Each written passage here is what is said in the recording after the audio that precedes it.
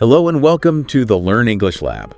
I'm Mike, your host, for this deep dive into the fascinating world of English, specifically those quirky differences between American and British English. Joining me is our resident language expert, Sarah. Hello, I'm happy to be here. Today we're going way beyond like just chips versus fries. We're talking spelling, vocabulary, even grammar. Think of this as your secret weapon to sound like you're from there. Wherever over there is, no matter which side of the pond you're on. So are you ready to become a transatlantic word wizard?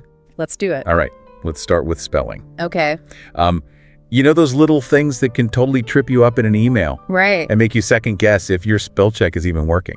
Exactly. Just think about words like color in American English and color in British English. Oh, yeah. Or apologize versus apologize. So we got or versus our and archives versus eyes. I always wondered about this. Does it really even matter? Well, it might not trip people up or anything, but using the right spelling for your audience really shows attention to detail and that you care about the specific dialect they're using. Oh, that's interesting. Yeah, and these little differences have a fascinating history. For example, the or versus our thing, we can actually trace that all the way back to the influence of Noah Webster. Oh, wow. Yeah. I've heard that name. Yeah, he was an American lexicographer. He wanted to simplify American English spelling way back in the 18th century. So there was a real movement to differentiate American spelling. There was, yeah. Huh. It wasn't just random. It's a reminder that language is always changing and being shaped by different cultural forces. That's a really good point. Yeah. Okay, but what about vocabulary? Okay. That's where I really get tripped up sometimes. Is it a truck or a lorry, a hood or a bonnet? Ah, yes, car parts. Right. Yeah, those can really trip you up. It's amazing how two countries that speak the same language can have such different words for the same exact things. Yeah, it really highlights how language changes and adapts to different cultures. And remember, these variations aren't just American versus British. Oh, right. They can even be regional within each country, too. That's true. I've noticed that even within the U.S. there are differences. Yeah. Whoa, my mind is blown. And we haven't even talked about grammar yet. What are some of the grammatical quirks that separate American and British English? Ooh, good question. One interesting difference is how we treat collective nouns. In British English, you might hear, my family are going on holiday. Whereas in American English, it would be, my family is going on vacation. Wait, so you're saying British English uses plural verbs with collective nouns sometimes, and American English always uses singular? Yeah. Wow, that is really interesting. It all comes down to whether the speaker sees the group as one unit or as a bunch of individuals. Oh, it's a really subtle difference. It is, but it's a really interesting one. There's also the present perfect tense. Brits tend to use it more often, especially when talking about something that happened recently and is still relevant. Like what? Okay, so a British person might say, I've lost my keys, can you help me look for them? While an American might say, I lost my keys, can you help me look? Right. Both are grammatically correct, but the choice of tense is different. That's incredible. Those little grammatical choices say so much about where someone's from. They really do. And how they think about language. Yeah. This is there's a secret code. Yeah. It's in a language I thought I already knew. It's making me see English in a whole new way. That's great. I love that. And we've only just started. I know, right? There are so many other fascinating differences between American and British English. This is truly a deep dive. Let me quickly recap what we've learned so far. We talked about the or versus are and the entitise versus spelling differences, the variations in vocabulary like truck versus lorry, and the grammatical differences with collective nouns and the present perfect tense. I'm already feeling like I could blend in over in London or New York. I think you could. Depending on the day. Yeah, and remember, the cool thing about language is that it's always changing. There's always something new to learn. This has been amazing, Sarah, and I can't wait to learn even more about American and British English with you. Stay tuned, listeners. Welcome back to the Learn English Lab. We're really getting into the weeds of American versus British English. We are. And I already feel like I can speak the Queen's English. I bet you can. Well, maybe not. But we haven't even gotten to one of the most obvious differences. What's that? The accent. Oh, yes, the accent. That's usually the first thing that gives someone away. Right. But are there specific pronunciation differences beyond just the general accent? Absolutely. Americans typically pronounce the R sound at the end of words like car. Uh-huh. while lots of British accents just don't. Yeah, it's like a totally different sound. Yeah, and there are also some differences in how we pronounce vowels. Like schedule, for instance. Right. Americans usually say skidlol. Skidlol. But in Britain, they say shedlol. Schedule.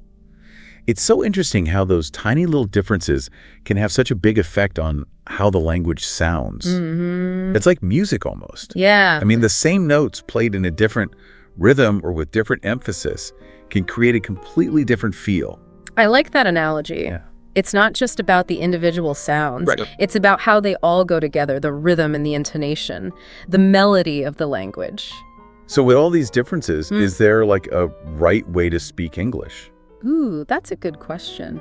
I mean, some people might argue that British English is the original, so it's more correct. Yeah, that's a common idea, but it's not really true. Okay. Both American and British English came from the same ancestor, but they've kind of gone their separate ways over time. So more like siblings. Exactly. More like siblings than parent and child. Siblings that fight over who's right. Exactly. Yeah. But really, they're both perfectly valid and people understand both. Okay. The important thing is to be aware of the differences and try to be consistent. Right. If you're writing something formal, like an essay or a paper, pick one style and stick with it.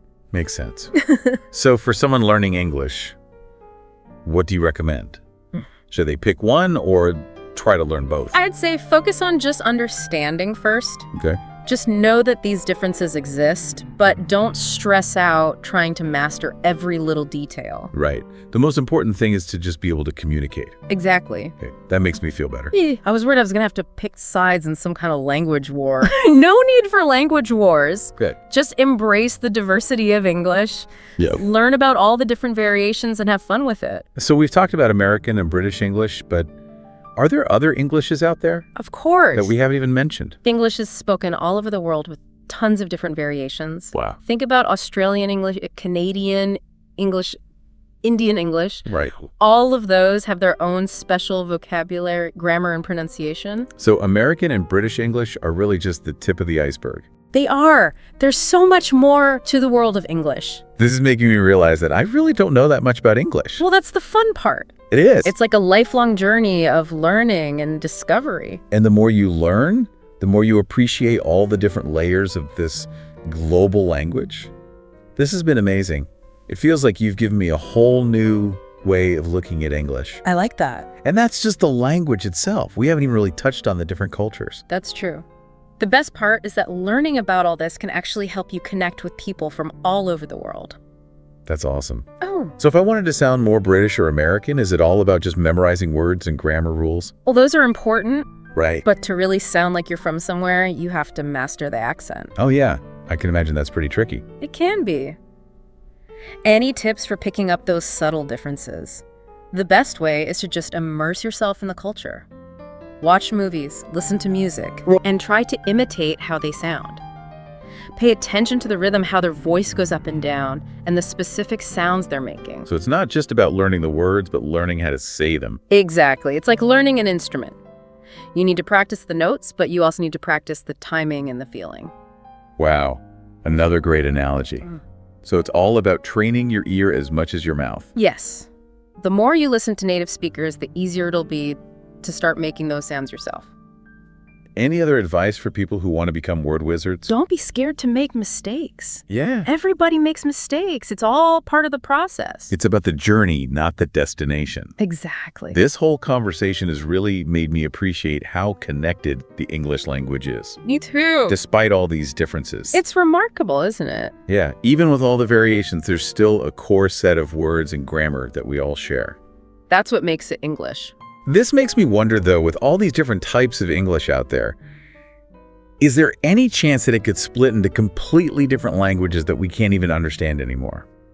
That's a question that linguists have been debating for ages. I bet. Language does change all the time. Right. But there are also strong forces that are keeping English pretty unified. Like what?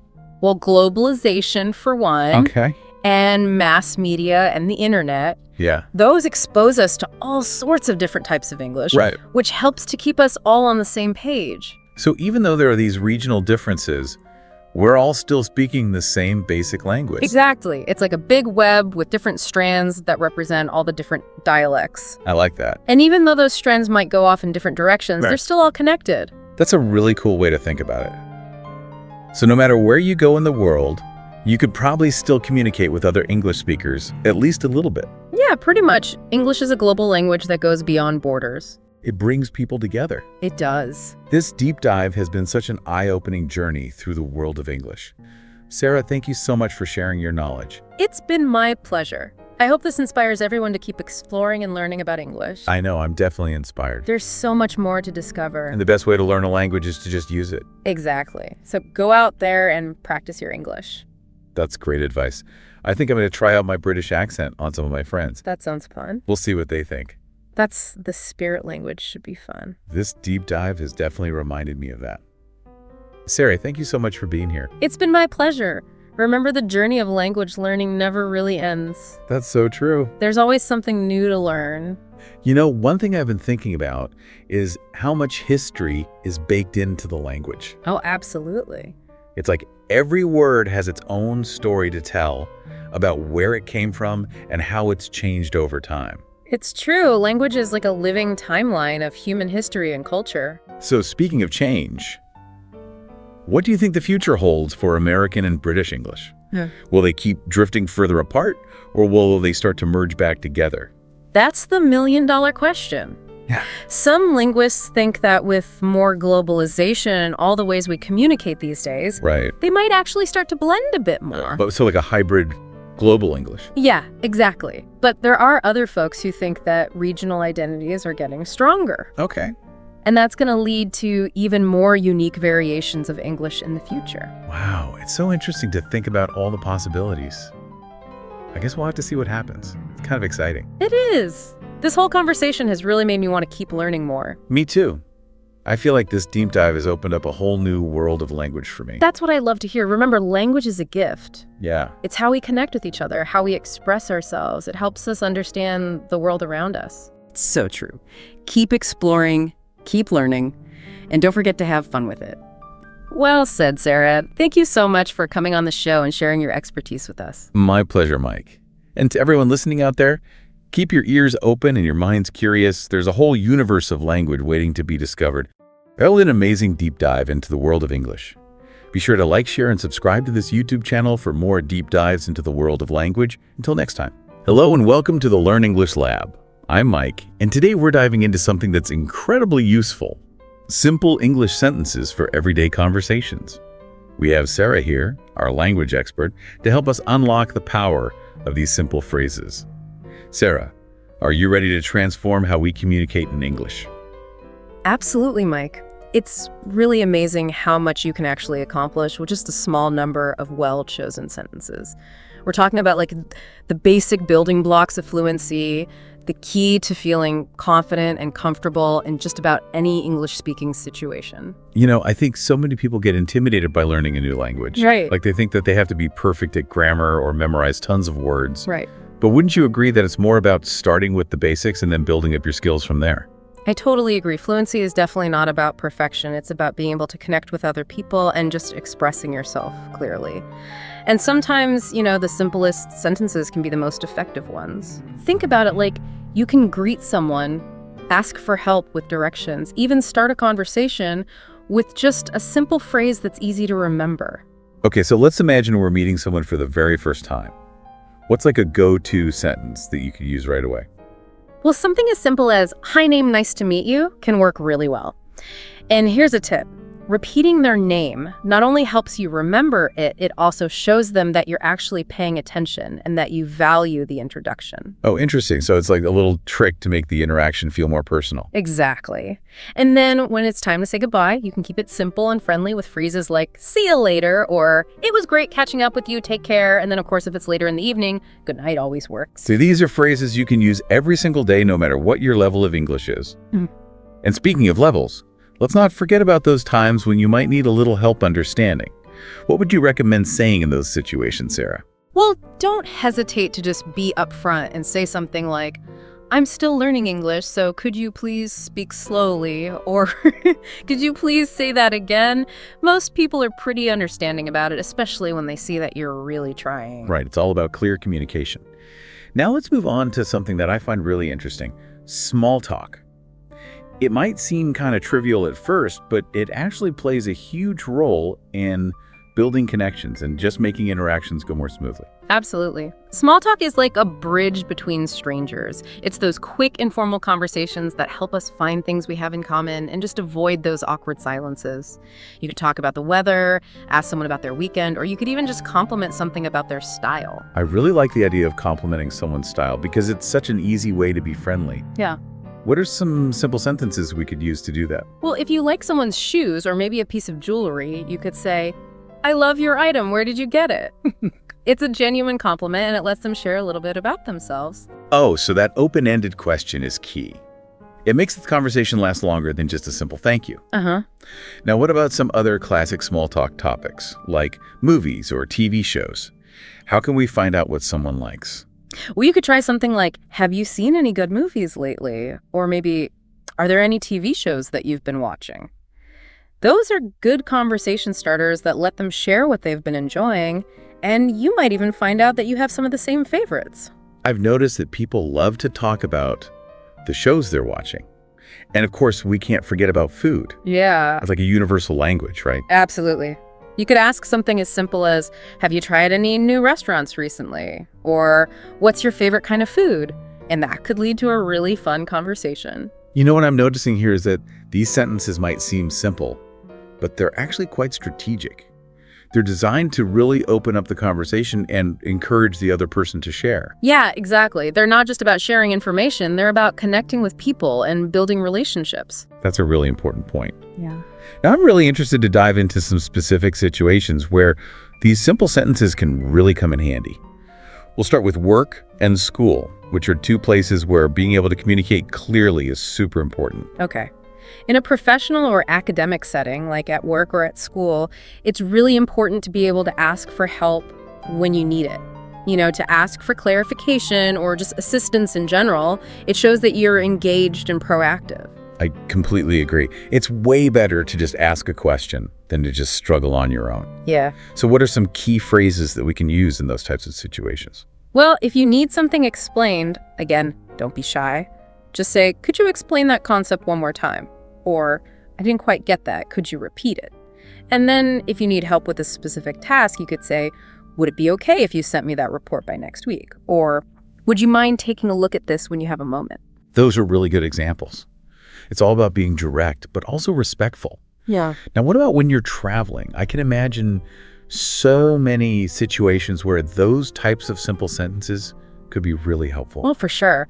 For travelers especially, being able to communicate clearly is so important. You might have to ask for directions, recommendations, or help at any time. Right. Let's say you're in a new city, you could ask someone, "Can you recommend any good restaurants around here?" Or, "What's the best way to get to the airport?" Those are definitely good to know, especially when you're in a new place. Yeah.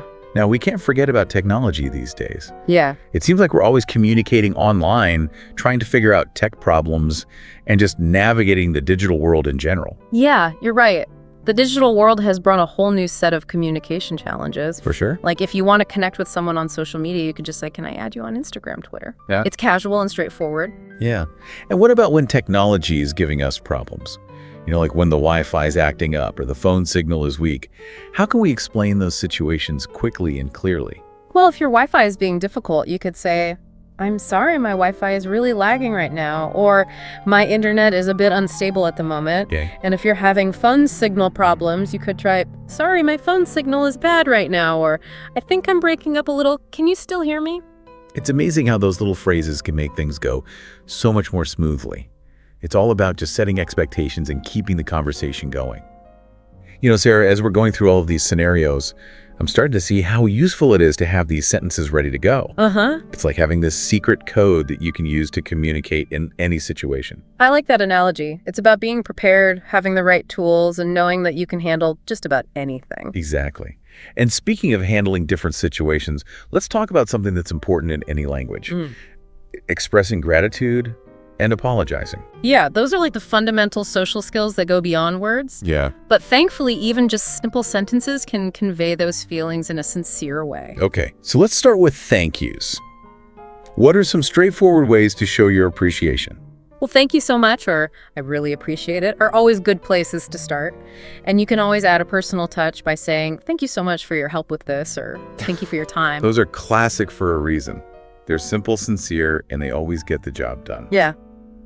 And what about when we need to apologize? A simple "I'm sorry" is usually enough, but Yeah. you can always be more specific. You could say, "I'm sorry that I'm late," or "I apologize for that mistake." And to show that you're taking responsibility, you could say, I apologize for any confusion I might have caused. That's a great way to show that you want to fix things. Now let's talk about a topic that's really relevant these days: health and well-being. Whether we're talking about how we feel scheduling doctor's appointments or talking about health issues in general, having the right words is essential. Yeah, definitely. Yeah, It's all about being able to communicate our needs and our concerns clearly. Exactly. So let's start with those day-to-day check-ins. How can we ask someone how they're doing? You could simply say, "How are you feeling today?" Or "How are you doing?" And if you want to be a little more specific, you could ask, "Did you get enough sleep?" Or "Are you feeling okay?" Those are good. And what if we're the ones who aren't feeling so great? How can we express that to someone else? You could say, "I'm not feeling too well today," or "I have a bit of a headache." And if you need to cancel plans because of that, you could say, "I'm not feeling well, so I need to cancel our plans for tonight." Those are helpful phrases for when we're not feeling our best. Yeah. What about when we need to see a doctor? What are some phrases we could use? Well, if you need to schedule an appointment, you could say, "I'd like to schedule an appointment," or "I need to see the doctor for a checkup." And if you're having specific symptoms, don't be afraid to mention those. You could say, "I've been having symptoms," or "I'm a little concerned about health issue." Yeah, it's really important to feel comfortable talking about those things. Now let's switch gears a bit and talk about something that always seems to be a conversation starter. The weather. Oh, the weather. Yeah. Yeah, that's like the ultimate icebreaker. Whether it's hot or cold, we always seem to find something to say about it. That's true. So let's say it's a beautiful sunny day. What are some simple ways to comment on the weather? You could say, "It's such a beautiful day today," or "The weather's amazing." And if you're really enjoying the sunshine, you could add, "I love sunny days like this, don't you?" And how about when it's not so nice outside? Like if it's raining really hard. In that case, you could say, "Wow, it's raining cats and dogs out there," or "It's a really gloomy day." And if it's freezing, you could say, "It's bitterly cold outside," or "I'm definitely going to need to bundle up before I go out there." It's funny how the weather can instantly connect people. Yeah. We all experience it, so it's an easy thing to talk about. And you know what else I've noticed, Sarah, is that all these simple sentences we've been talking about, they can be adjusted and expanded to fit almost any situation. That's such a great point, Mike.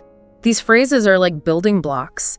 You can use them as a foundation and then add your own style to them. You can make them longer, more detailed, or more specific as you get more comfortable. Yeah, and that's what makes learning a language so interesting.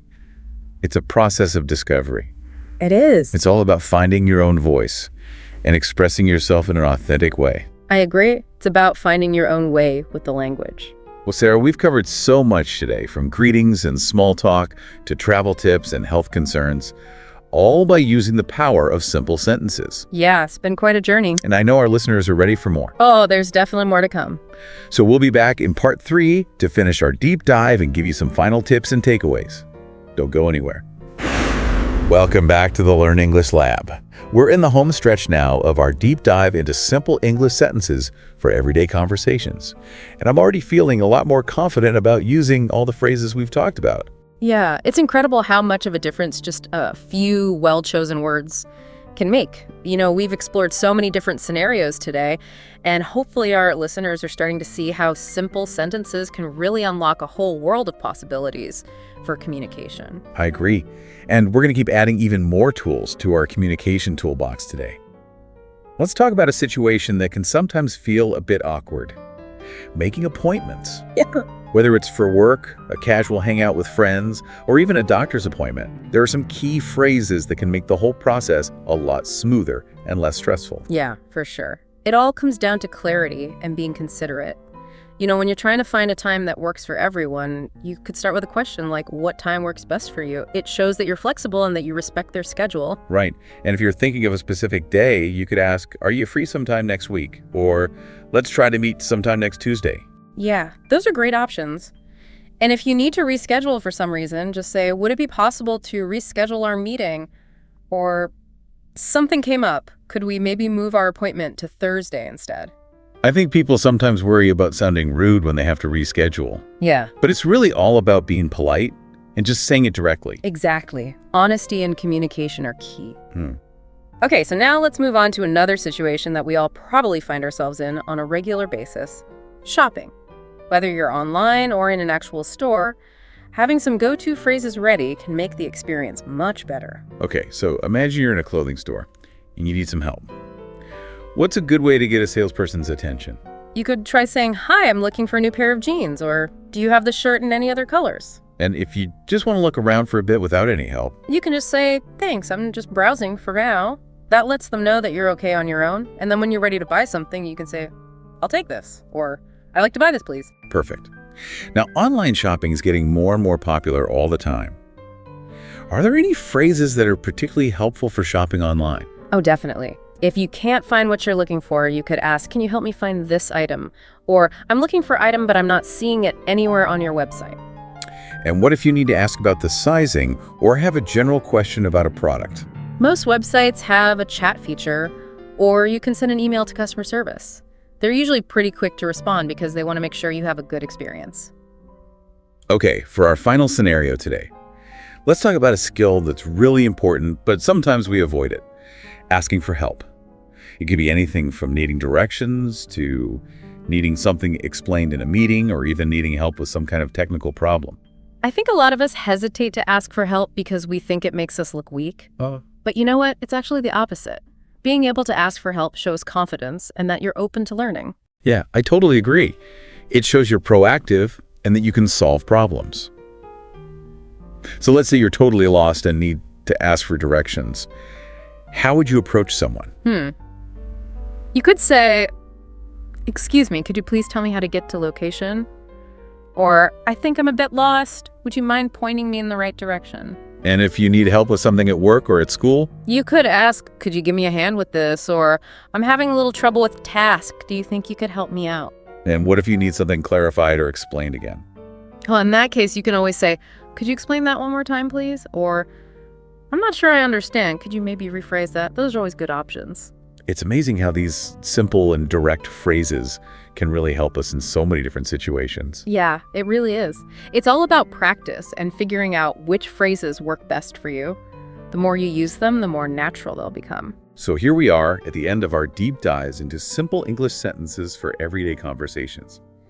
Sarah, this has been such a great conversation. I feel like I've learned a lot about the importance of clear and simple communication. Me too. It's been a pleasure, Mike, and hopefully our listeners are leaving today feeling empowered to handle whatever conversations come their way. And remember, everyone, fluency isn't about being perfect. It's about being confident, connecting with others, and expressing yourself clearly. Yeah, don't be afraid to make mistakes. We all do. The important thing is to just keep practicing and keep learning. I love that.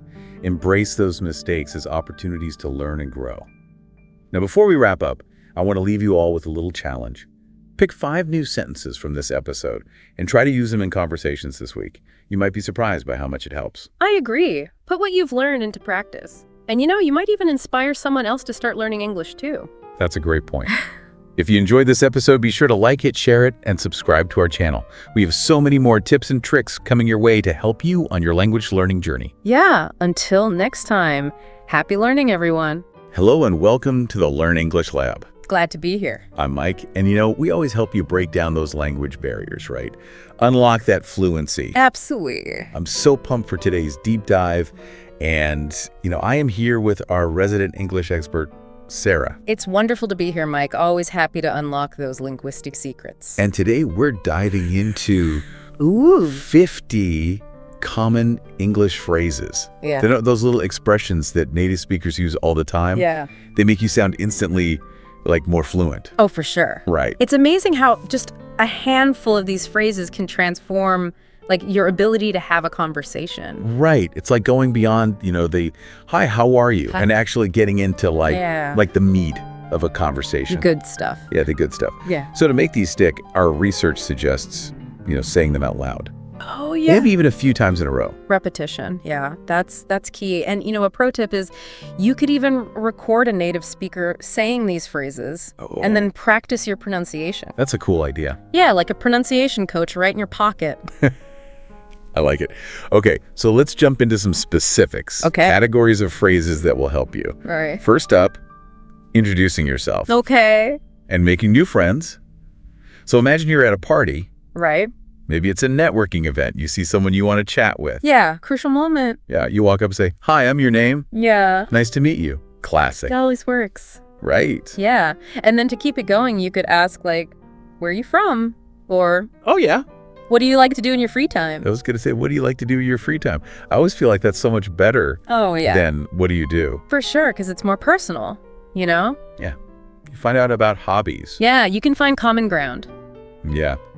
Okay, so now that we've covered the introductions, Okay. let's go to some everyday phrases. Oh, right. Like the Swiss Army knife. Ooh, I like that. Yeah. Versatile. Right. Yeah. Thanks so much. I really appreciate it. Excuse me. I'm sorry. What do you think? Those are essential. And, you know, remember, context is key, especially with I'm sorry. Oh, that's true. You know, that can mean so many different things depending on the situation. Right. If you bump into somebody, say, "I'm sorry." Or if you Or if you disagree. disagree. Yeah. Yeah, you could even use it for that. That's true. Okay, so let's focus on phrases specifically for your English learning journey. Okay. Like, when you need help or clarification, like, Yes. you're in a class and the teacher's speaking a mile a minute, Oh, yeah. what do you do? Well, you can say things like, "I'm learning English," or "Could you please repeat that?" It's totally okay to ask for help. And if they need to slow down, you know, could you please talk slower?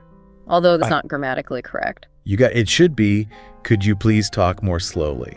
But everybody says that. But everyone uses it, so Right. it's one of those things. Language is always evolving. Exactly. Speaking of evolving, Yeah. let's jump into. The world of English idioms. Ooh, yes, this can be tricky. It can be a little tricky. Yeah, because the meaning isn't always literal, Right. but once you get them, they add so much color to your English. It's like a secret code. Yes. So imagine somebody says, "Let's break the ice."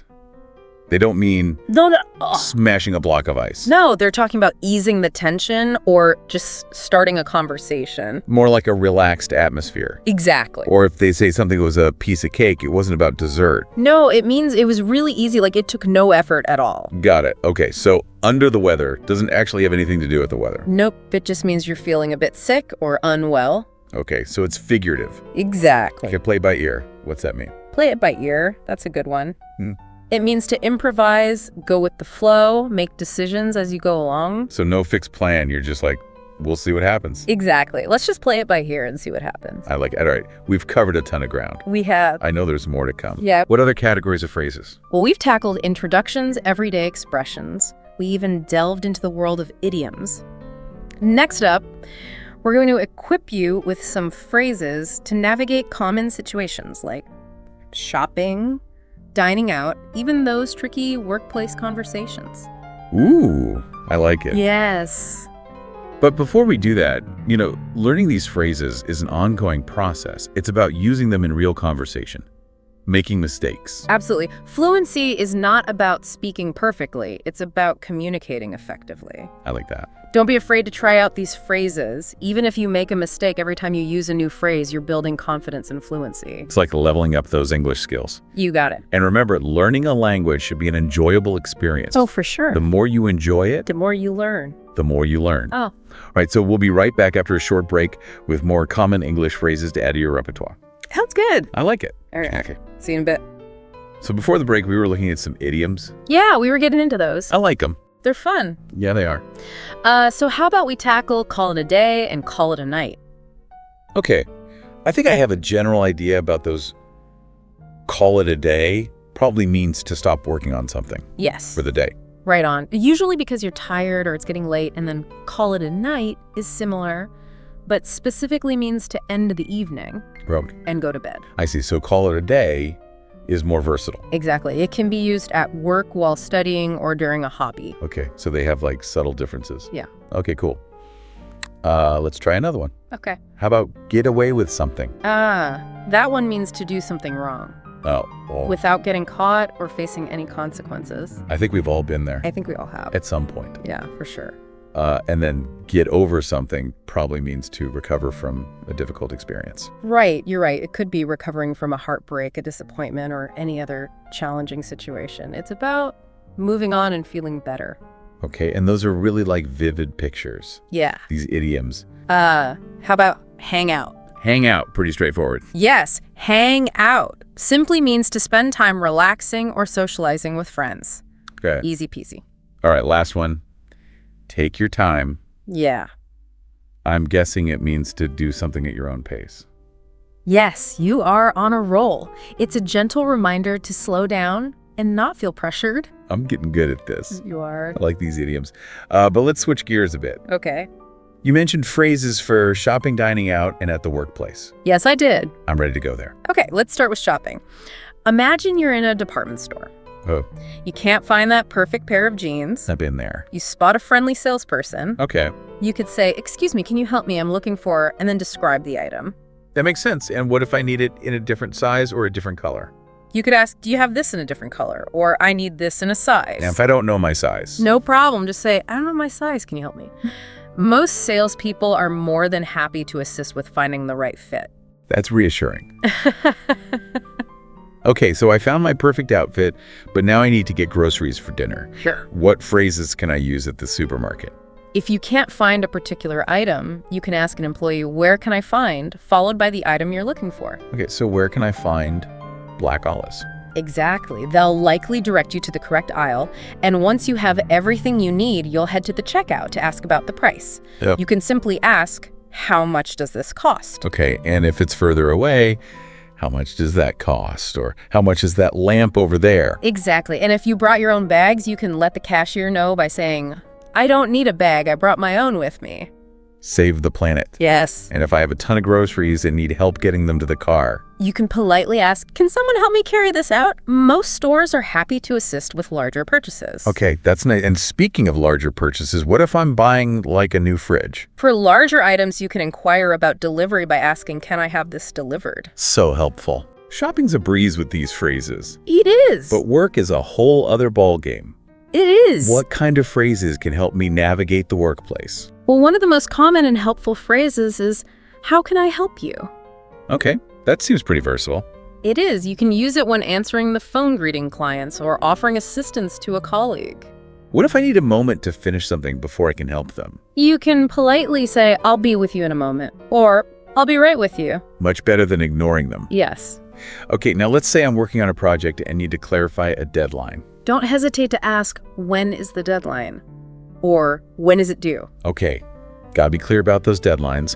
And if I'm about to start a task, I can let my team know by saying something like, "I'm just about to send those faxes," or "I'm about to grab some coffee. Does anyone want anything?" That's a great way to keep everyone informed and prevent any confusion. Teamwork Yes. makes the dream work. It does. Okay, so what about those situations at work where you might disagree with somebody? Instead of flatly saying, "No," or "You're wrong," you can try a more diplomatic approach. I'm all ears. Start with the phrase, "Actually, I thought," followed by your viewpoint. So if they say the meeting is today, but I think it's tomorrow, I would say, "Actually, I thought the meeting was scheduled for tomorrow." Perfect. It's a much smoother way to express disagreement and open up a discussion. Ooh, these workplace phrases are gold. Yeah. I am feeling so much more confident about navigating those conversations. That's what we like to hear. Remember, clear and respectful communication is key in any workplace. This has been so helpful. I'm already feeling more prepared to use these phrases in real life. Wonderful. We've covered so much ground today, from introductions to idioms to navigating various situations, but the real learning begins when you put these phrases into practice. I'm ready for the challenge. Awesome. Any final words of wisdom before we wrap up? Don't be afraid to make mistakes. Embrace the journey. And remember, the more you use these phrases, the more natural and effortless they'll become. I love that perspective. It makes me feel like I can do this. You- I'm ready. Yes, you are. And for those of you watching on YouTube, don't forget to like this video, subscribe to our channel, and hit that notification bell so you don't miss out on our future deep dives into the fascinating world of English. We are so excited to have you join us on this language learning adventure. Until next time, happy learning. We have learned so much today. We have. I feel like we've gone from mastering those introductions, Yeah. decoding those tricky idioms, Yes. to navigating all those different situations, like shopping, the workplace. I feel like we've really unlocked a whole new level of fluency. I think so too. I am ready to go out there and Yes, get out there. use these phrases. It's all about practice. Yeah, and I was thinking fluency isn't about being perfect. Absolutely not. It's about just communicating. Exactly. You got it. Getting your point across. Don't be afraid to make mistakes. Yeah. In fact, mistakes, Mistakes are good. they're valuable. They're learning opportunities. Embrace the journey and just remember to have fun along the way. I love that perspective. What is the one piece of advice you would give to people to help them master these phrases? I would say pick a couple of phrases that really resonate with you. Sure. And try to incorporate them into your daily conversations. Like you could use a new phrase when you're ordering coffee, Okay. or chatting with a colleague, or even just talking to yourself in the mirror. I like that. It's all about finding opportunities to practice. Yes. Make it a natural part Yes. of your everyday English. Exactly. Well, this has been an incredible deep dive It has. into the world of common English phrases. So many phrases. So many. I feel like I have a whole new toolkit Yes. for navigating those everyday conversations. It's been such a pleasure sharing these insights with you and our listeners. Oh, thank you. Remember, learning a language is an ongoing adventure, and every new phrase you master opens up new possibilities for connection and communication. That is a beautiful way to put it in. And for those of you watching on YouTube, don't forget to like this video, subscribe to our channel, and hit that notification bell so you don't miss out on our future deep dives into the fascinating world of language. We're so excited to have you join us on this learning journey. Until next time, happy learning. Hello and welcome to the Learn English Lab. I'm Mike, and with me today is Sarah, an expert on verbs. We're going to be diving into something that might sound a little intimidating at first, over 100 common English verbs. But stick with us. I promise it's going to be a lot more interesting than just a basic vocab lesson. Yeah, exactly. We're not just going to be giving you definitions. We're going to be exploring the subtle ways that these verbs kind of shape how we think and communicate and experience the world. Oh. It's almost like uncovering a secret code. Oh, I like that. A secret code. And who doesn't love a good mystery? Right.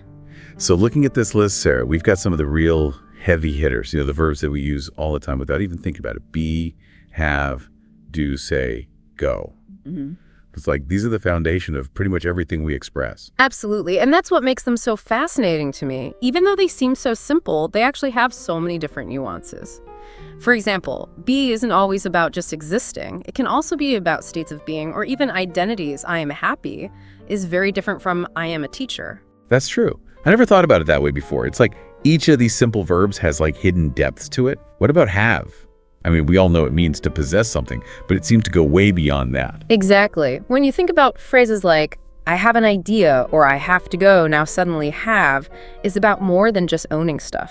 It's about concepts or obligations or even necessities. Okay, my mind is blown here, Sarah.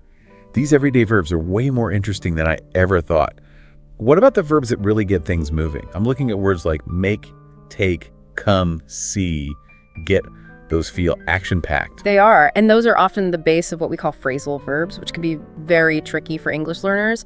These are those combinations like take off, take on, get up, get over, where you have the same verb, but it takes on a whole new meaning when you add that preposition. Yeah, phrasal verbs, those are definitely a challenge, even for us native speakers sometimes. Oh, absolutely. But I guess that's part of what makes language so dynamic. And you can create so many different shades of meaning just by adding a simple preposition. Exactly. Like if you think about the difference between take off your coat and take on a new challenge, or get up in the morning versus get over an illness. It's the same verb, but that preposition changes the entire action. So it sounds like mastering phrasal verbs is kind of like leveling up your fluency. Yeah. Being able to express yourself in all sorts of new ways. Now, there's another group of verbs here that really intrigue me. Think, know, feel, become, mean. These seem to tap into our inner world, our thoughts and emotions. What do you think about those, Sarah? Well, I think they're fascinating because they're how we talk about our beliefs and our understanding of the world and even our essence. Like take think, for example. It can describe an opinion like I think it's a good idea, or it can describe a process like I'm thinking about it. It's amazing how much we can convey with just one word. And then there's know. And seems to imply a much stronger sense of certainty than, say, believe, wouldn't you say? I think that's a really good observation. Know suggests that you have factual understanding, while believe is more about trust or faith. You can believe in something even if you don't have all the evidence. And that distinction can be really important when we're trying to express our convictions and ideas to other people. It's like we had this whole toolkit of verbs to express the tiniest shades of thought and feeling. This deep dive is already changing how I think about language. What other gems are hiding in plain sight on this list, Sarah? Well, we've barely scratched the surface. There's a whole world of verbs to explore. Each one has its own unique story to tell. We've got verbs that describe movement, like run, walk, move. We have verbs that connect us to our senses, like see, hear, feel. And we have verbs that are all about communication, like, say, talk and speak. It's amazing to think that these seemingly simple words are the building blocks of how we communicate. The tools we use to express our thoughts, tell our stories, connect with each other and the world around us. I like that. And what's even more fascinating is that a lot of verbs can be used in so many different ways. It depends on the context. It's like each verb has its own unique personality that can adapt to different situations. So even though we're looking at over 100 common verbs, this is really just the tip of the iceberg. There's a whole universe of meaning and complexity within each one of them. Precisely. For example, you could take the verb play, and it could mean to engage in an activity for enjoyment, like the kids are playing outside. But it could also mean to perform music. She plays the piano. Same word, but completely different actions. That's a great point. It just shows how versatile verbs can be. And speaking of versatility, I'm noticing that some of these verbs have really similar meanings, like start and begin. Are those completely interchangeable, or are there subtle differences in how we use them? That is a great question, and it brings us to the world of synonyms. While some synonyms can be used interchangeably, others have subtle distinctions in their meaning, or how we use them, start and begin, are often interchangeable. But start can sometimes suggest an action that's more sudden or forceful. You might start a car engine, but you would begin a new project. Ah, I see. So even when verbs seem really similar, there are these subtle nuances that can make our language more precise and expressive. It's like choosing the perfect spice to add to a dish. Okay, Sarah, I'm ready to delve even deeper into this treasure chest of verbs. What else have you got for us? Well, Mike, we've talked about verbs that describe actions and states of being, but what about verbs that describe how we interact with the world around us? Words like give, take, put, and leave. These are essential for our everyday lives. That's a good point. These are the verbs that involve objects and places, the actions that we take to interact with our physical environment. You give a present to someone. You take a book off the shelf. You put your keys on the table. You leave your coat in the closet. It's like these are the verbs that guide us through the world. Exactly. And they can also be used metaphorically. You can give someone advice, you can take responsibility for a mistake, you can put your trust in a friend, or you can leave a legacy behind. Wow, that's deep. It's amazing how these simple verbs can carry so much meaning depending on how they're used. It's like I'm starting to see the true power of verbs for the first time. It's the beauty of language, Mike. And we've only just started exploring these 100+ common verbs. There are so many more waiting to be discovered, each with its own unique story to tell. I'm excited to keep learning. This is like a whole new world opening up to me. I'm so glad to hear that, Mike. Your enthusiasm is infectious. Well, I can't help it. This is fascinating. But before we get too carried away, let's take a moment to invite our listeners to join us on this linguistic adventure. We're just getting started, folks. There's a lot more to explore in the world of English verbs. Stay tuned. Welcome back to the Learn English Lab, you word nerds. We're going to be digging deeper into these awesome verbs, and I'm excited to see what other linguistic treasures we uncover. Me too, Sarah. It's like we're on this archaeological dig, uncovering all these hidden layers of meaning in these words that seem so simple. Before we took a break, we were talking about how verbs like give, take, put, leave help us, navigate our interactions with the world. But what about the verbs that really capture this idea of change or transformation? I'm looking at words like become, change, grow, and even die. That's such a great point. Those verbs are all about those transitions, the ups and downs, the constant changes that make up life. Become, for instance, suggests that there's a process, like an evolution. Think about the phrase become a doctor. It implies that there's a whole path of learning and growing. It's not like you just suddenly flip a switch and become a doctor. You're right. It's a transformation that unfolds over time and takes effort. Yeah. And what about change? That seems like it can apply to both internal and external shifts, right? Yeah, absolutely. You can change your clothes, and that's like a purely physical change. But you can also change your mind, and that reflects a change in your perspective or your beliefs. And grow. That word just feels so full of potential. Like a seed pushing through the soil, reaching for the sun. Oh, I love that analogy. Grow definitely refers to physical growth, like a child getting taller. But it can also include things like intellectual, emotional, even spiritual growth. It's about that potential for us to expand in so many areas of life. It's amazing how these verbs really capture the essence of change and how life is in this constant state of evolution. And then there's die. It's a word that we often try to avoid, but it's a natural part of the cycle. And of course, it can be used metaphorically as well. Exactly. We might say a plant dies without water, but we also use it to talk about the end of a dream, or a relationship fading away, or the loss of hope. It's a really powerful verb that signifies that something has ended, that something that was there is no longer. These verbs definitely add another layer to how we understand the world and our place in it. But let's switch gears for a minute and talk about verbs that are all about communication. We talked about say and talk earlier, but there's a whole range of verbs that deal with how we express ourselves and share information. What about speak, tell, and write? Those are great examples. They all focus on conveying information or sharing your thoughts and feelings. Speak often feels more formal than talk.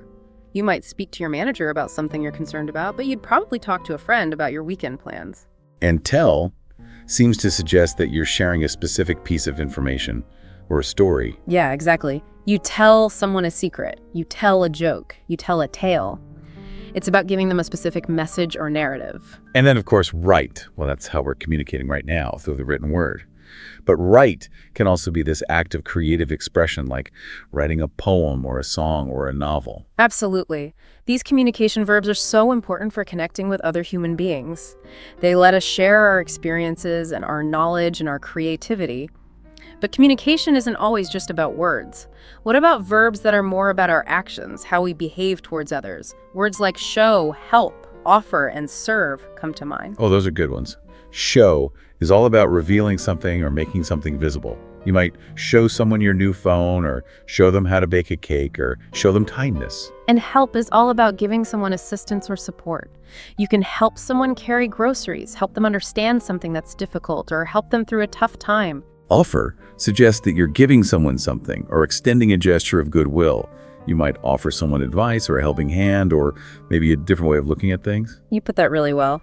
And then we have serve, which can be about performing a service or fulfilling a duty, like serving your community or serving in the military. Or it can be about offering food, like serving dinner or serving a customer in a restaurant. Those are all verbs that say a lot about how we interact with the world around us. Yeah. How we contribute to other people's lives.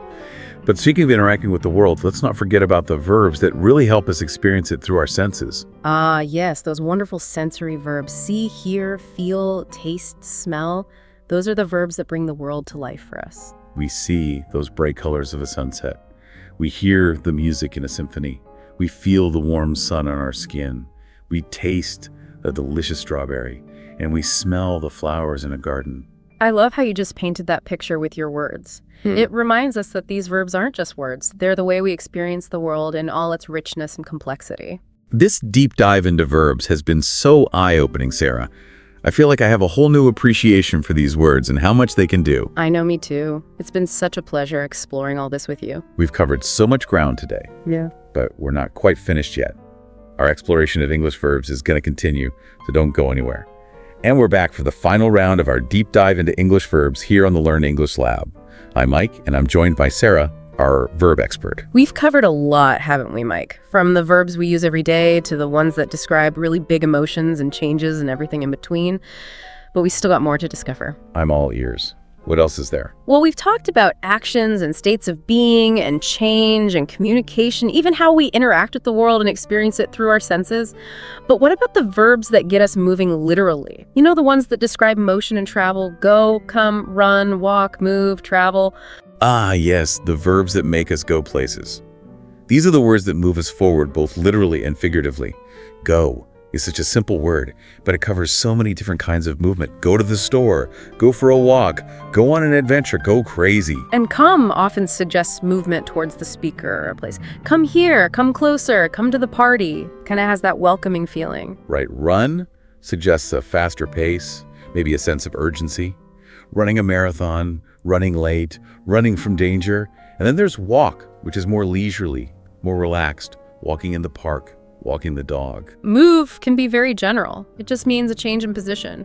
Move a chair, move to a new city, move up in the world. You can even move someone with your words. And travel. That usually means a longer journey. something about exploration and discovery, traveling the world, traveling through time. These verbs really capture how dynamic life is. We're always on the move. I like that. And speaking of exploration, what about those verbs that describe what's going on in our minds? Think, know, believe, understand, remember, learn, consider. We need these verbs to understand the world around us. Yeah, these are the verbs that make us curious, that shape what we know and how we make decisions. Think is a great example. It can be so many things. Think about a problem. Think of a solution. Think back to a memory. Think out loud. Know implies that you're certain you've got the facts. Believe suggests that you trust something or have faith in it, even if you don't have all the proof. You might know the answer to a question, but you believe in the power of hope. Understand means you get it, you grasp the meaning, understand a concept, understand a language, understand someone's point of view, and remember, that's all about bringing the past back to life. Remember an event from your childhood, remember a loved one, remember a promise. Learn is about getting new knowledge or skills. Learn a language. Learn from your mistakes. Learn to be more compassionate. And consider that involves thinking things through, weighing your options. Consider all the angles. Consider someone's feelings. Consider the consequences. These mental verbs, they're the engine of our growth, intellectually and emotionally. They let us process information and form opinions and make choices and ultimately understand the world. They make us who we are, Mike. This has been an amazing journey, Sarah, exploring all these different verbs from the ordinary to the extraordinary. It really has, and it's been so fun to explore with you. We've only scratched the surface. But I hope this deep dive has given everyone a new appreciation for these amazing words. Absolutely. Well, listeners, that brings us to the end of our exploration of over 100 common English verbs. We hope you've enjoyed it. And remember, every time you use a verb, you're using the power of language to express yourself, to connect with other people, and to really make a difference in the world. So keep exploring, keep learning, keep playing with language. And hey, if you like this deep dive, don't forget to like, share, and subscribe to the Learn English Lab YouTube channel. We've got tons of language learning adventures waiting for you.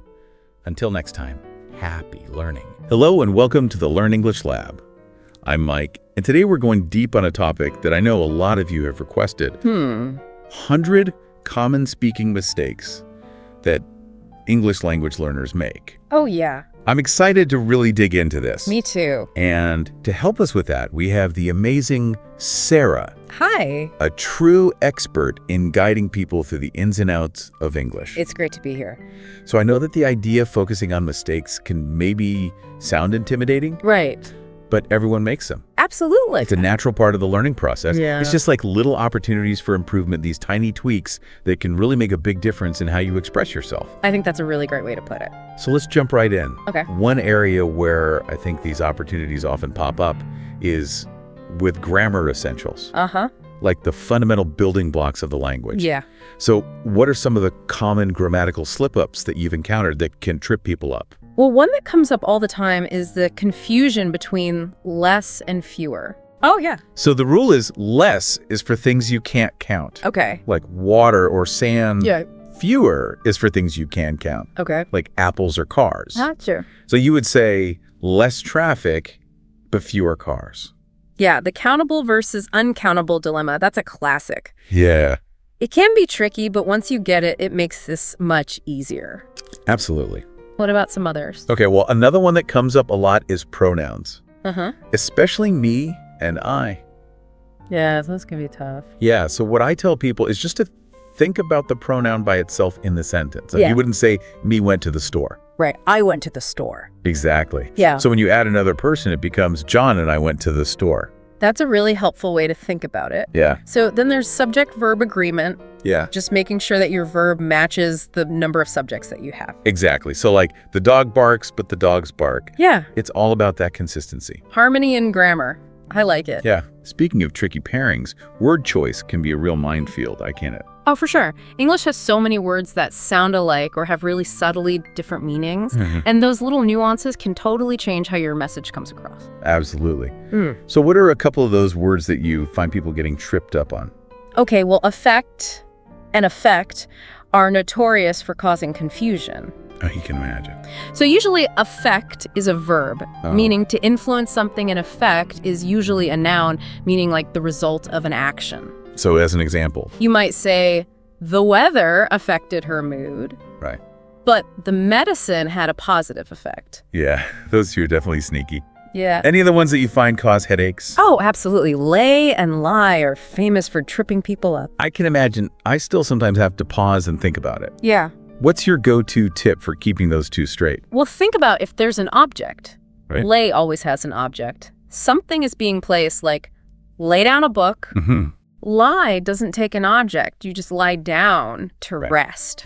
Lie yourself down. Exactly. Jumble and effective. Yeah. And then we have the dynamic duo bring and take. Oh, yeah. How do you help people navigate that directional dilemma? Okay, we'll focus on the direction. Okay. Bring implies movement toward the speaker or a location. Right. So bring me a glass of water. Gotcha. Take suggests movement away from the speaker. Uh-huh. Like take this to the post office. Bring it here. Take it there. I love it. Yeah. Now let's take a little detour into the colorful world of idioms and expressions. Okay. These phrases can really add a lot of flavor to your English, Right. but they can also be pretty confusing if you're not familiar with them. Definitely. So what are a couple of idioms that you've seen people often misuse or just totally misinterpret? Okay, well, couldn't care less is a big one. Oh, yeah. That means you have absolutely no interest or concern. Yeah. But sometimes people mix it up and they say, could care less, which actually implies that you do care. I've heard that one mixed up quite a bit. Yeah. It's all about that negative emphasis. Exactly. What about any other idioms that cause confusion? Literally is another one. Oh, yeah. It should only be used when something actually happened, not just as an exaggeration. Uh-huh. You'll hear someone say, I literally died laughing, but like, But they're still here. right. It's important to use literally only when something is actually true. Yeah. I think it's really easy to get carried away with that one. For sure. So idioms can be tricky, Yeah, but they can also add a lot of personality to your English. absolutely.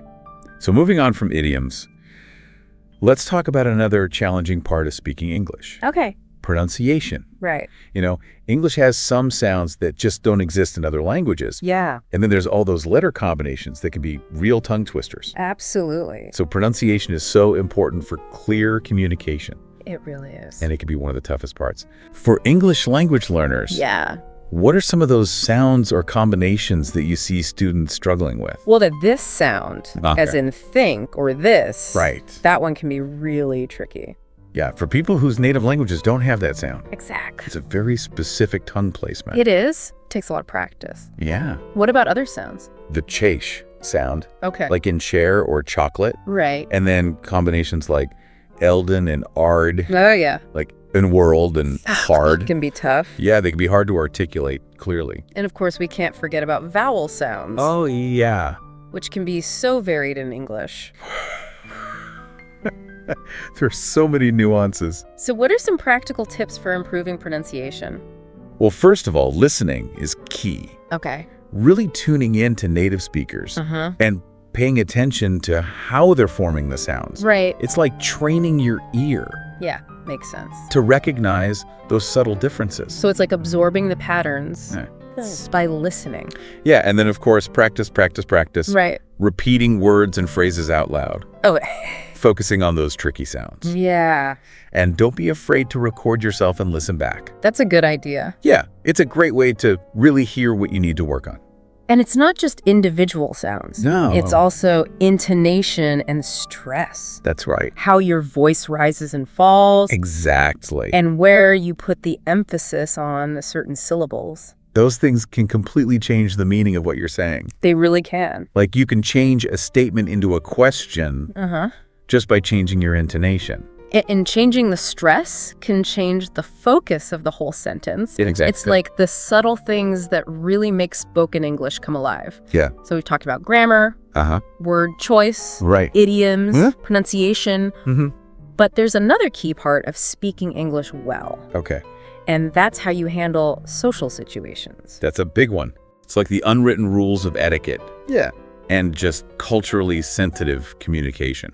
Right, because language is so much more than just words and grammar. Absolutely. It's about understanding the social context Uh-huh. and knowing how to adjust your communication. What are sort of the social blunders that you've seen people make? Well, interrupting someone is generally considered rude in most English-speaking cultures. Makes sense. It's important to wait your turn Right. and let the other person finish speaking. So it's about that back and forth. Yeah, that conversational flow. Okay, what about other social missteps? Using casual language in a professional setting, Okay. or being too formal in a casual setting. Right, it's like wearing a tuxedo to a barbecue. Exactly. Or sweatpants to a job interview. Yeah, you want to make sure your language matches the situation. And the people you're with. Right. So you really have to pay attention to how native speakers act in different contexts. That's a good point. Their body language, their tone of voice, how formal or informal they are. It's like you're a language detective, gathering clues. And when in doubt. It's always best to be more formal, Right. especially in professional settings or when you're with people you don't know well. So you don't accidentally offend anyone. Exactly. So respect and sensitivity. Yeah, Those are really important for good communication. they really are. Now, you've worked with so many English language learners. I have. What are some of the biggest challenges you see them facing? Well, one of the most common challenges is the fear of making mistakes. Oh, yeah. I can imagine. A lot of learners are so worried about speaking perfectly Yeah. that they're afraid to speak at all. It can be really intimidating Yeah. to put yourself out there. Especially in a new language. So what do you tell your students? I tell them that mistakes are inevitable and that they're actually really valuable. Okay. Because you can learn from them. Right. The important thing is to just keep practicing. So it's about changing your mindset. Yeah. From fear of making mistakes Right. to seeing mistakes as opportunities to learn. Exactly. It's about progress, not Yeah. perfection. That's it.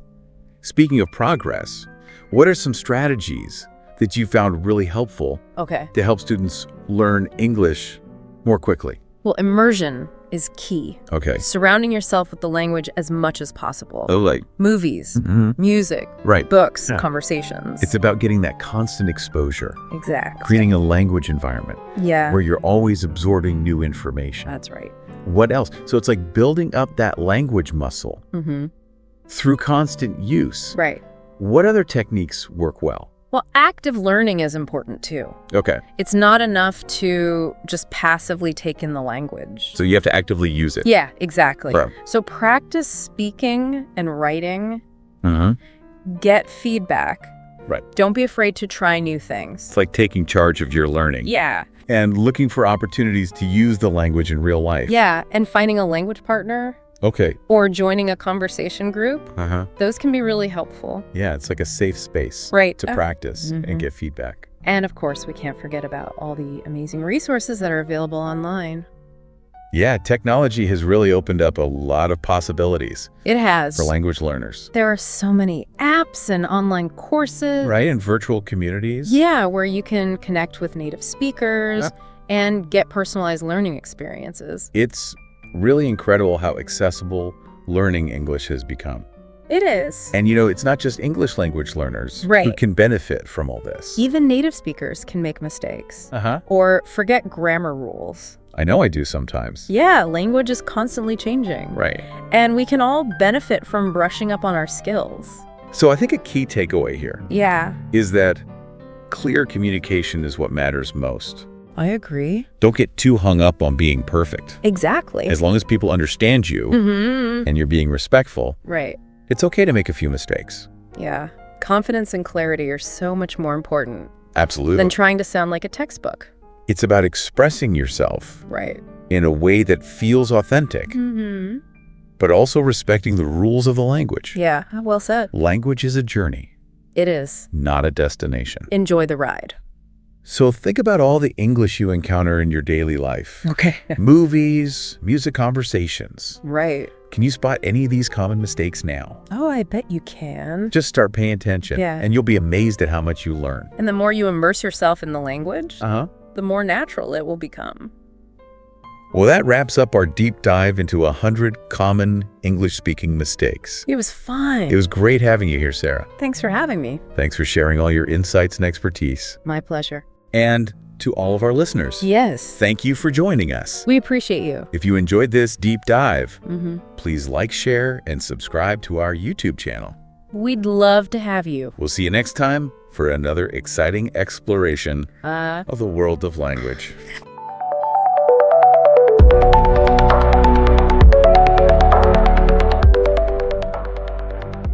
All right, welcome back everyone.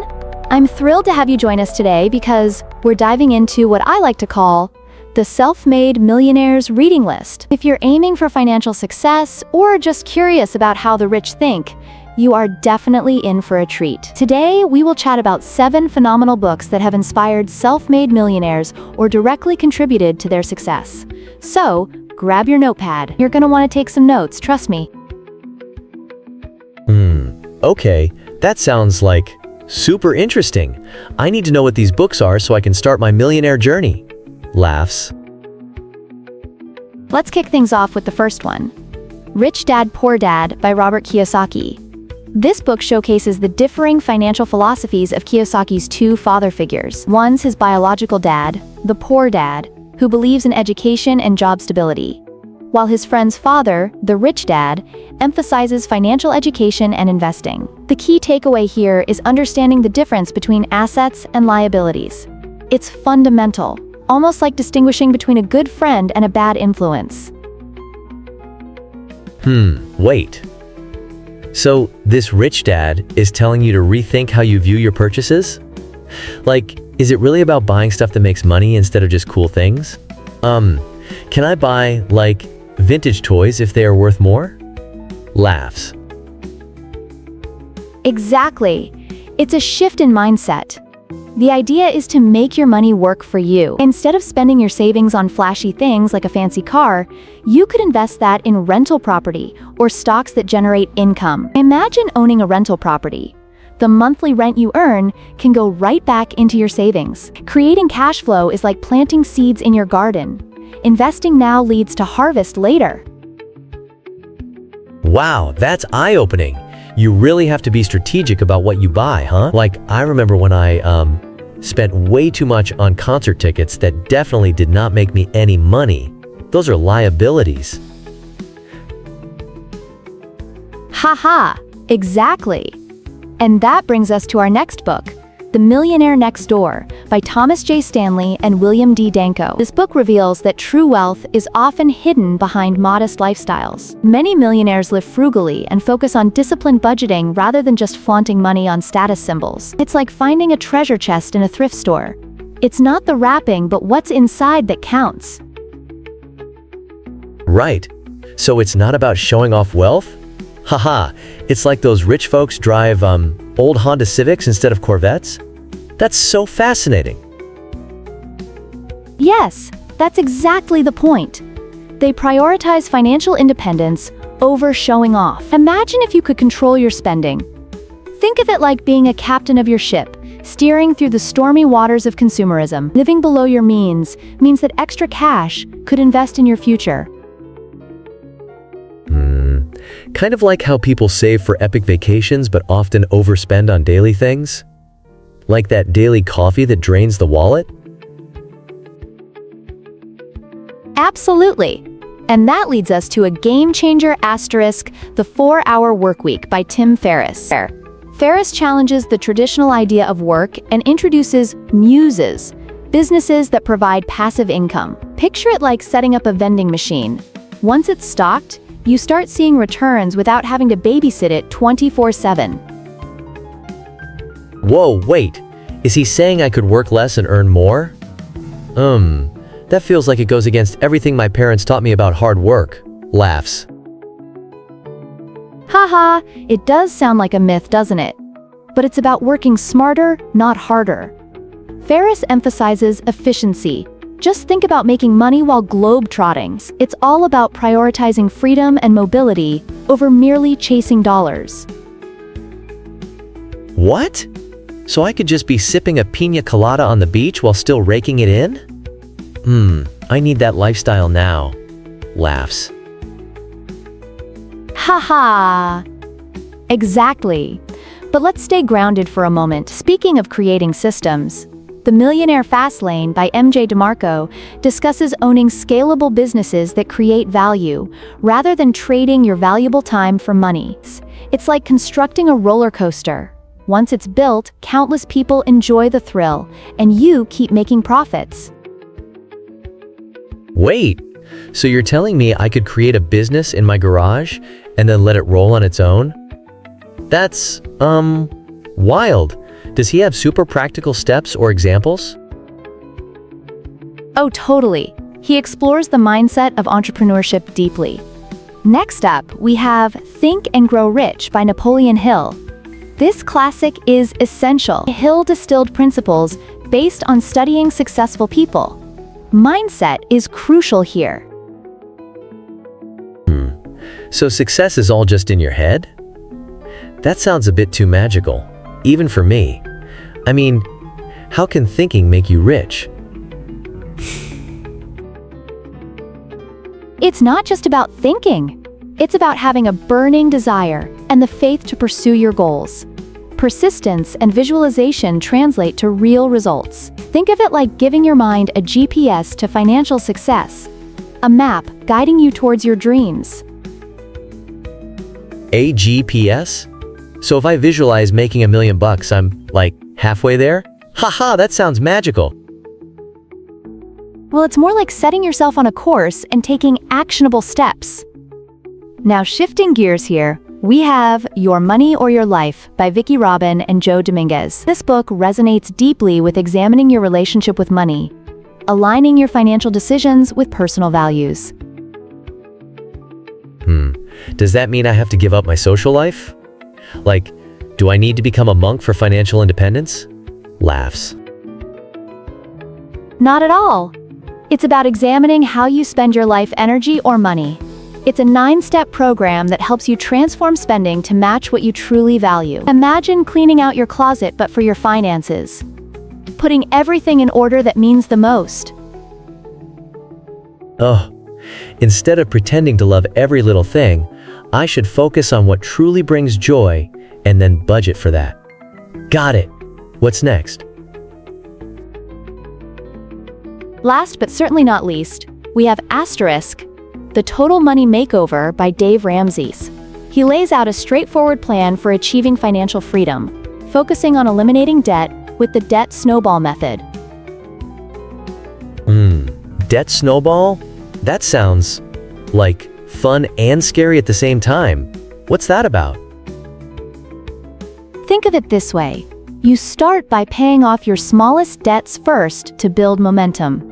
It's like pushing a snowball down a hill. It gains size and speed. The goal is to adjust behavior and make sacrifices now for greater financial security later.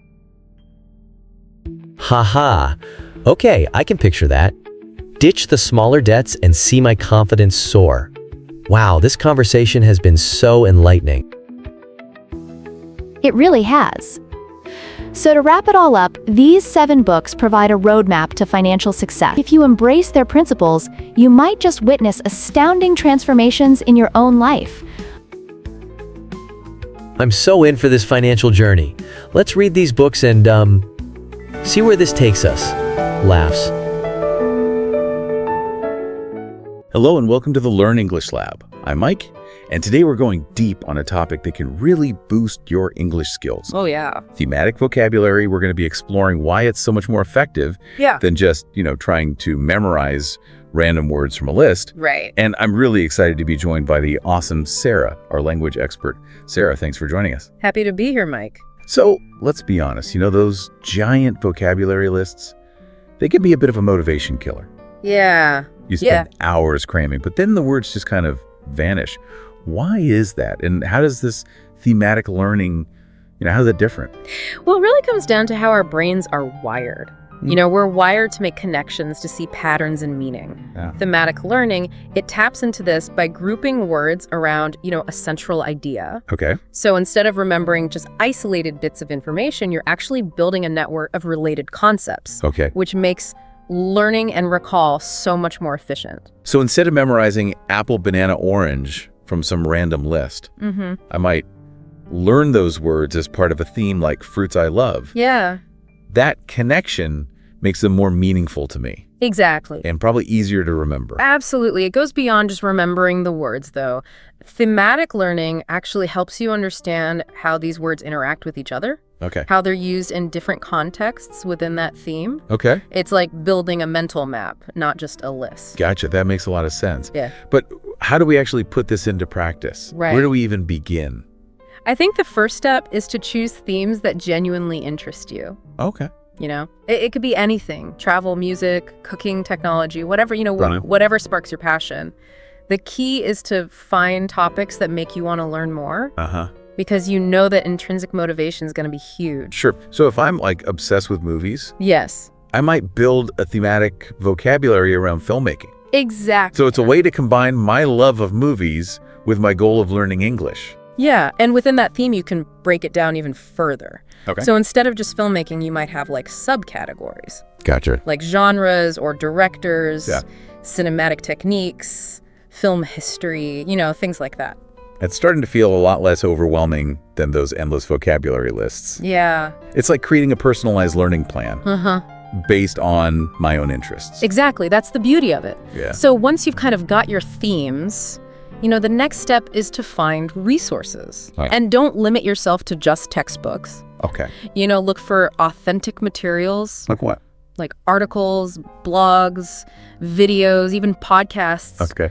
on those topics. The more you immerse yourself, in the language within your chosen themes, Right. the more natural it will feel. So if I'm learning about cooking, I might watch cooking shows, Yeah. read recipes, or even follow food bloggers who write in English. That's the idea. You're not just learning vocabulary, you're experiencing the language in action. You're seeing how those words are used in real-world contexts. Yeah. And as you kind of come across new words and phrases, add them to your personalized vocabulary list Okay. for that theme. So it's like building a toolbox of words that I can actually use, right. not just memorize for a test. Exactly. Yeah. As you build that toolbox, don't forget about active practice.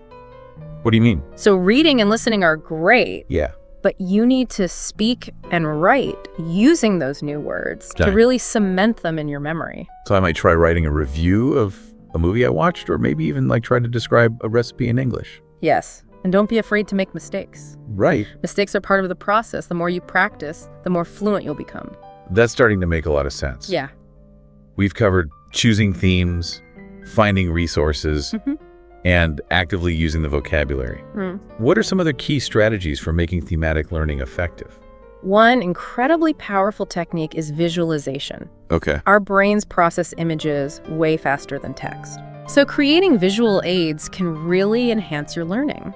Oh, So you can think about using flashcards with pictures, right. creating mind maps to connect related terms, or even sketching out scenes related to your theme Okay. and labeling them with relevant vocabulary. I really like the idea of mind maps. Mhm. It's like creating a visual representation of the theme with all the key vocabulary branching out from it. Exactly. I can see how that would be helpful. Absolutely. Another helpful tip is to break down your learning into manageable chunks. Okay. Instead of trying to learn like 100 new words at once, Right. focus on 5 or 10 words per session. Okay. It's much easier to retain information when you approach it in smaller, more digestible pieces.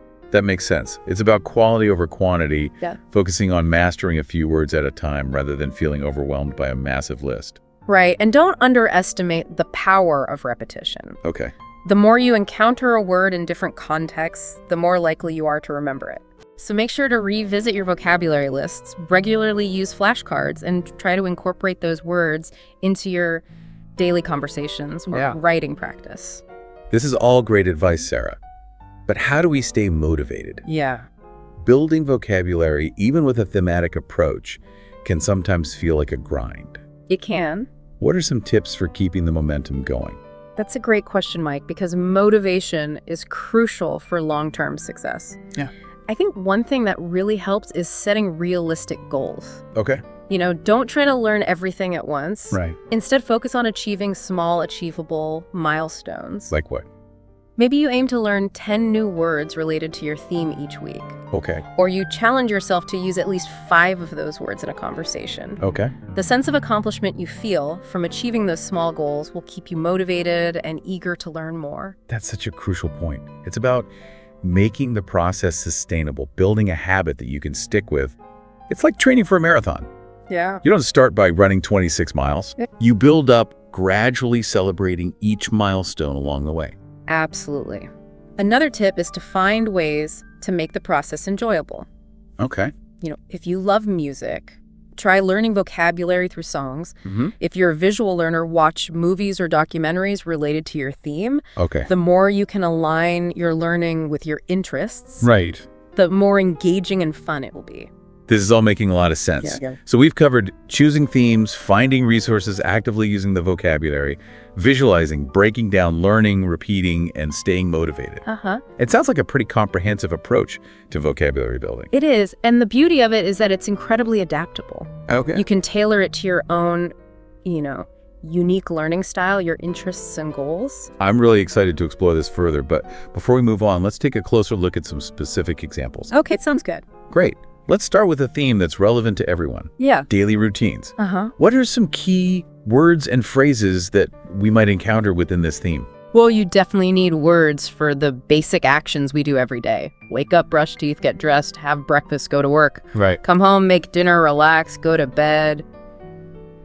Those are words that everyone uses on a daily basis. Yeah. It's a great starting point for building a basic vocabulary foundation. Right. And from there, you can branch out to describe the specifics of your own routine. Okay. Maybe you meditate in the morning, Right. or you walk the dog before going to work. Uh-huh.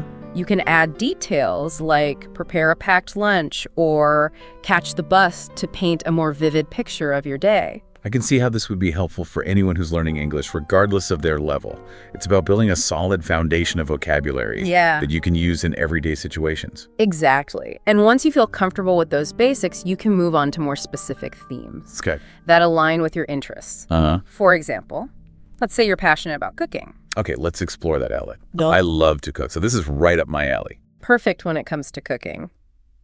Your vocabulary list might include words like ingredients, Right. recipes, Okay. cooking methods, utensils, and dishes. I can already see how this would be helpful for anyone who loves to cook Yeah, or experiment in the kitchen. absolutely. Think about the different categories within cooking methods: baking, frying, sautéing, grilling, roasting. Wow. Each method has its own set of vocabulary, from specific verbs to nouns, Right. describing techniques and equipment. It's amazing how much vocabulary we use just to talk about cooking.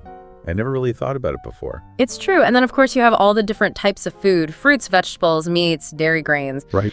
Each category opens up a whole new world of vocabulary, from specific names of fruits and vegetables to cuts of meat and types of cheese. This is making me hungry just thinking about it. It's amazing how a simple theme like cooking I know. can encompass such a vast amount of vocabulary. It really can. And that's what makes thematic learning so effective.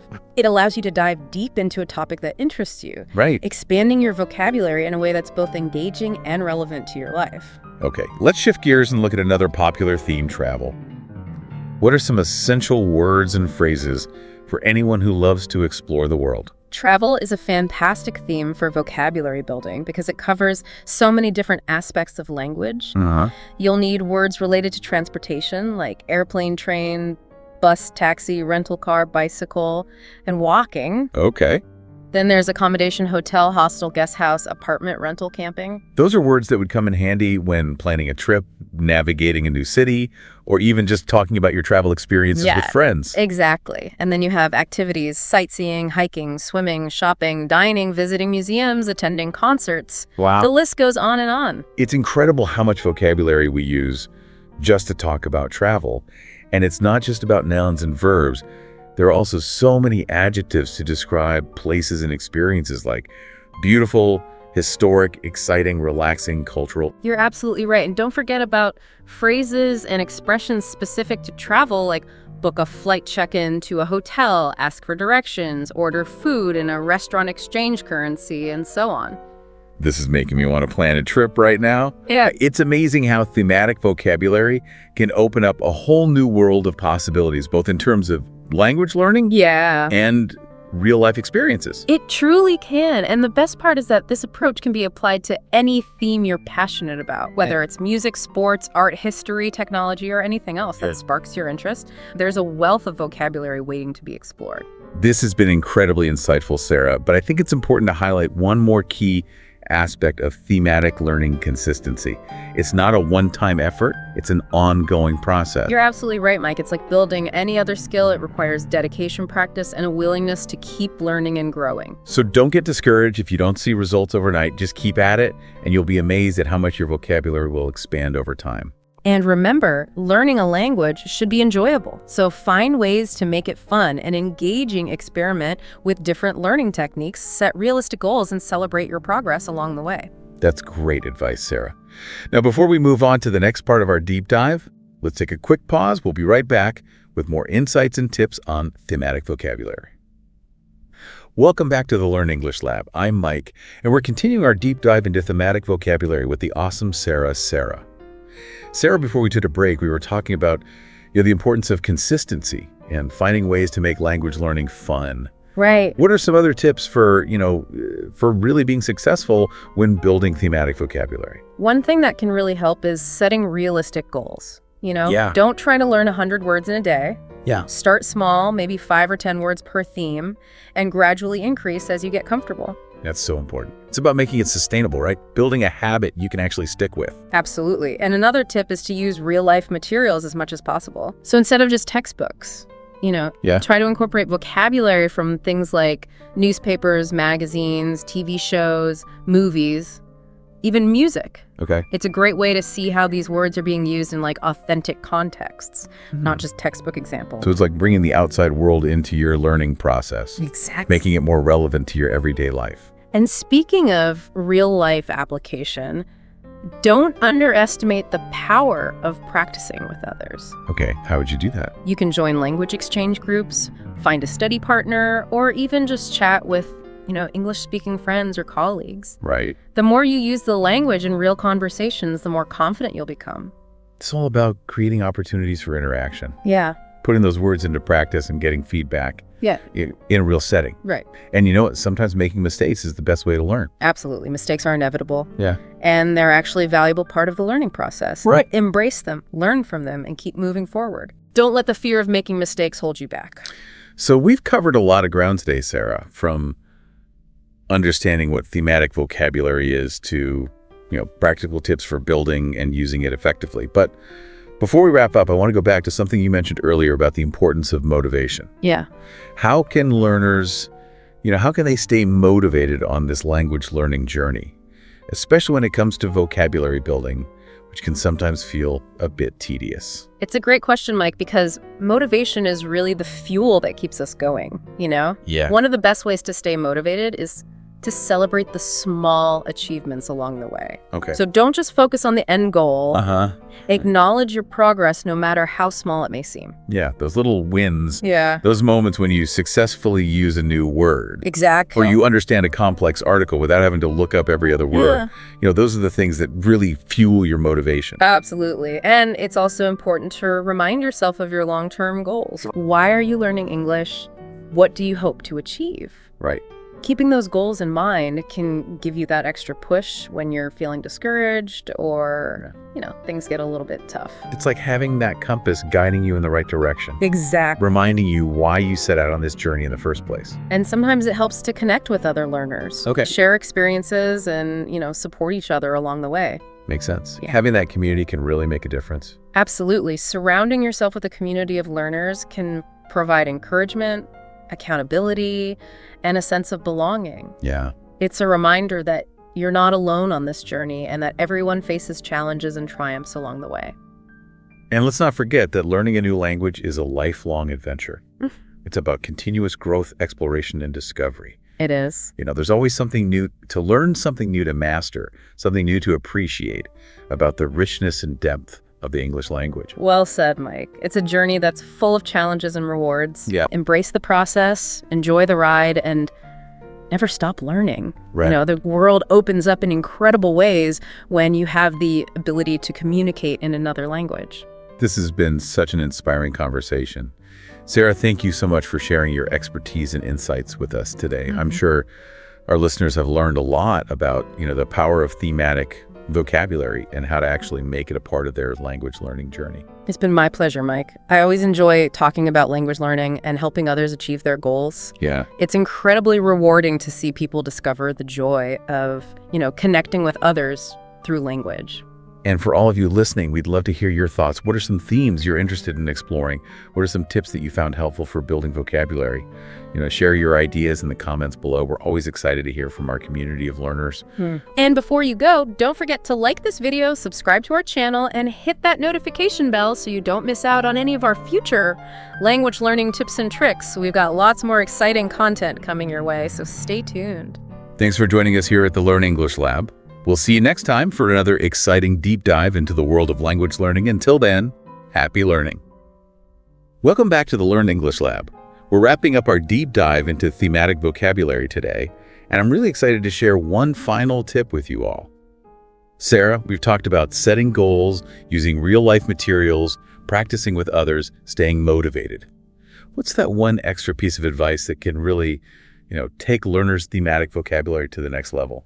Mike, I'd say the key is to really connect your thematic vocabulary to your personal interests and passions. Okay. Think about the things that you love to talk about, the things that excite you, the things that you could just, go on and on about for hours. Right. Then focus on building vocabulary related to those topics. So it's all about personalization, aligning your language learning with your own unique identity, your own interests. Exactly. When you're passionate about something, learning becomes so much more engaging and meaningful and ultimately more effective. You're not just memorizing words, you're exploring ideas and concepts and areas of knowledge that genuinely resonate with you. That makes perfect sense. If you're a film buff, for example, Right. you'd be way more motivated to learn vocabulary related to film genres, directors, actors, cinematic techniques than you would be to learn random words from a generic list. Absolutely. And if you're a foodie, you'll naturally kind of gravitate towards vocabulary related to cuisines, ingredients, cooking methods, and culinary experiences. It's about tapping into that intrinsic motivation, that drive that comes from pursuing something that you genuinely enjoy. So it's not just about learning English. It's about using English as a tool to explore your passions and connect with the world in a deeper, more meaningful way. Precisely. And as you build your thematic vocabulary around your passions, you'll find yourself naturally using those words in conversations. Expressing your thoughts and ideas more fluently and connecting with others who share your interests. You'll be amazed at how much more confident and expressive you become when you're talking about something that you truly care about. It's like unlocking a whole new dimension of communication, where language becomes a bridge between your inner world and the world around you. That's a beautiful way to put it, Mike. And remember, this journey of language learning is an ongoing adventure. There's always something new to discover, something new to learn, something new to share. So embrace the process, have fun, and never stop exploring the wonders of the English language. Sarah, this has been such an insightful and inspiring conversation. Thank you for guiding us through this world of thematic vocabulary and sharing your expertise with us. It's been my pleasure, Mike. I always enjoy talking about language learning and, helping others discover the joy of expanding their linguistic horizons. And for all of you tuning in, we hope this deep dive into thematic vocabulary has given you a fresh perspective on how to approach language learning and inspired you to embark on your own thematic adventures. Remember, language is a powerful tool for communication, connection, and self-expression. Embrace the journey, have fun, and never stop exploring the wonders of the English language. And don't forget to like this video, subscribe to our channel for more language learning tips and tricks, and share your thoughts and ideas in the comments below. We love hearing from you. Thanks for joining us here at the Learn English Lab. Until next time, happy learning. Hello and welcome to the Learn English Lab, the place to be for anyone who wants to really boost their English skills. I'm Mike. Hi, everyone. And I'm so glad to be joined today by Sarah, our English language expert. We are taking a deep dive into something I think we all face, Yeah. and it's staying motivated on this journey of learning English. It is a journey that's for sure with some incredible highs and a few dips along the way, but with the right strategies, you can keep that motivation soaring high. So how do we do that, Sarah?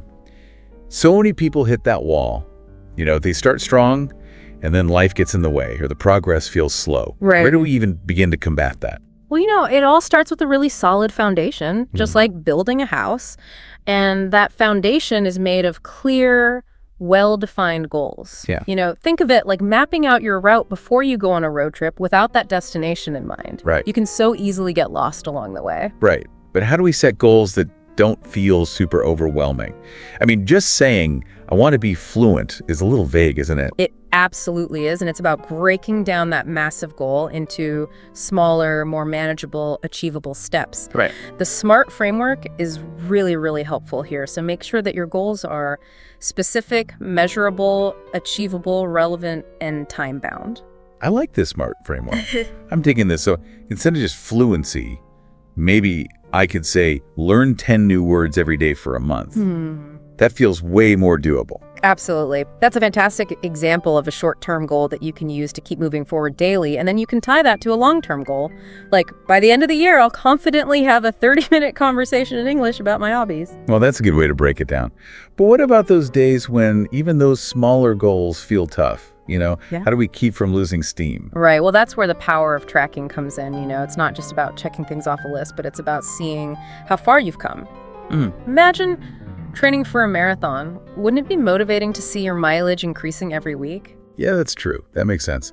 But I don't know if I'd be so thrilled about watching videos of myself speaking English in the beginning. It might be a little cringy. It can be a little daunting at first, I agree. But imagine listening back a few months later and hearing the difference in your pronunciation, in your fluency, and even your confidence. That's powerful feedback. That's a good point. Okay. You got me there. And it's not always about like these huge milestones either, right? Little wins totally count. Little wins absolutely count. Celebrate finishing that online lesson, understanding all the lyrics to your favorite English song, or even just using a new phrase correctly in a conversation. Yeah.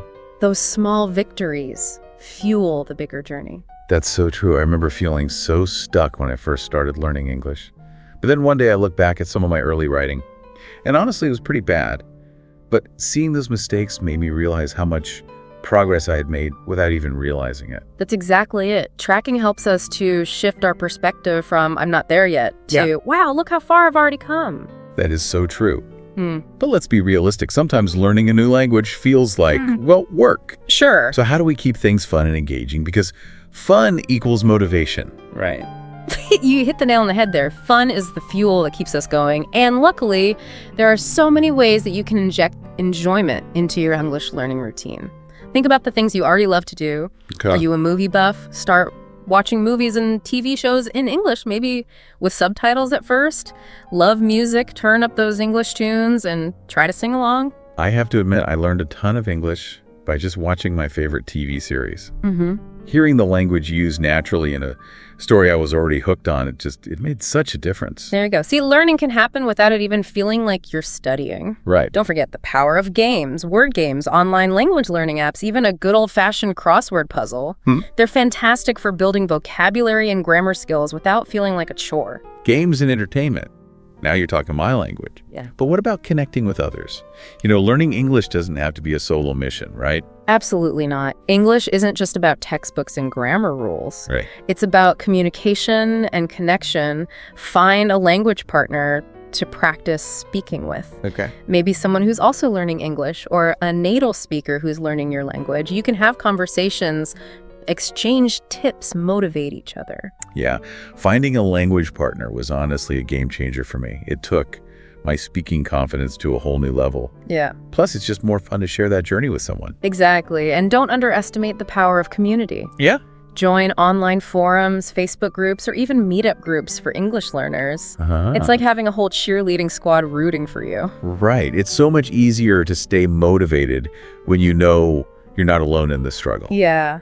But what about those days when the motivation just nosedives? Yeah. When you hit a wall and you just feel like giving up. Right. What do we do then? Those days are totally normal. Everyone experiences them. Okay. And that's when you need to remember why are you learning English in the first place? Oh. Is it to advance your career, travel the world, connect with people from different cultures, maybe even just enjoy English books and movies, whatever it is, write it down. Yeah. And keep it somewhere you can see it every single day. Like a motivational Post-it note on my bathroom mirror. Sure, why not? Because when you hit that motivation slump, revisiting those reasons can re-energize you and remind you why you started in the first place. That's such a crucial point. We all need that. Why reminder sometimes to push through those tough spots. Absolutely. Speaking of tough spots, let's talk about mistakes. Yeah. I mean, they're inevitable, right? They are absolutely inevitable. And here's a crucial mindset shift. Okay. Don't just accept mistakes. Embrace them. Right. They're not failures, they're valuable learning opportunities. Embrace mistakes. I feel like we're always told to avoid them at all costs. I know, but hear me out. Mistakes are inevitable, especially when you're learning something new. Right. But they're also incredibly valuable learning opportunities. Think of them as feedback. They're showing you exactly where you need to focus your efforts. So how do we actually learn from our mistakes, not just, notice them and move on? Keep proactive. Yeah. Ask for feedback from your teacher, your language partner, or even use a grammar checker. Yeah. They can help you to pinpoint those areas for improvement. So leverage technology to turn those errors into stepping stones. Exactly. And speaking of technology, let's not forget the amazing array of resources that are available right at our fingertips. Yeah, there are so many cool apps and online tools out there. I feel like I'm constantly finding new ones. It's incredible, right? We've got language learning apps like Duolingo, Babbel, Memrise. They gamify the learning process and make it super engaging. Then you've got grammar checkers like Grammarly, which are lifesavers for writing. And let's not forget about all of the amazing online courses offered on platforms like Coursera, Udemy, Khan Academy. You're speaking my language. I am a huge fan of language learning apps. They make learning so accessible and so fun. There's one I use that even has these little challenges and rewards, which really keeps me coming back for more. It's almost addictive. That's fantastic. You found what works for you, and that's what matters most. Experiment. Yeah. And find the tools and resources that resonate with you the most, and don't be afraid to try new things. That's great advice. Uh-huh. Okay, this is all great. Yeah. But sometimes I feel like I'm, stuck in my little English learning bubble. Right.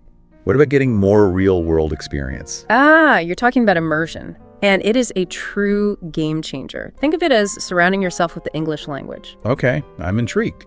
So what are some practical ways that we can do that? Well, start simple. Change the language settings on your phone and computer to English. Oh, It might feel a bit weird at first, but you'll be surprised how quickly you adapt. that's a good tip. I never even thought of that. How about reading? Okay. Pick up an English book magazine or even just browse news websites in English. Yeah, I've been trying to read more in English lately.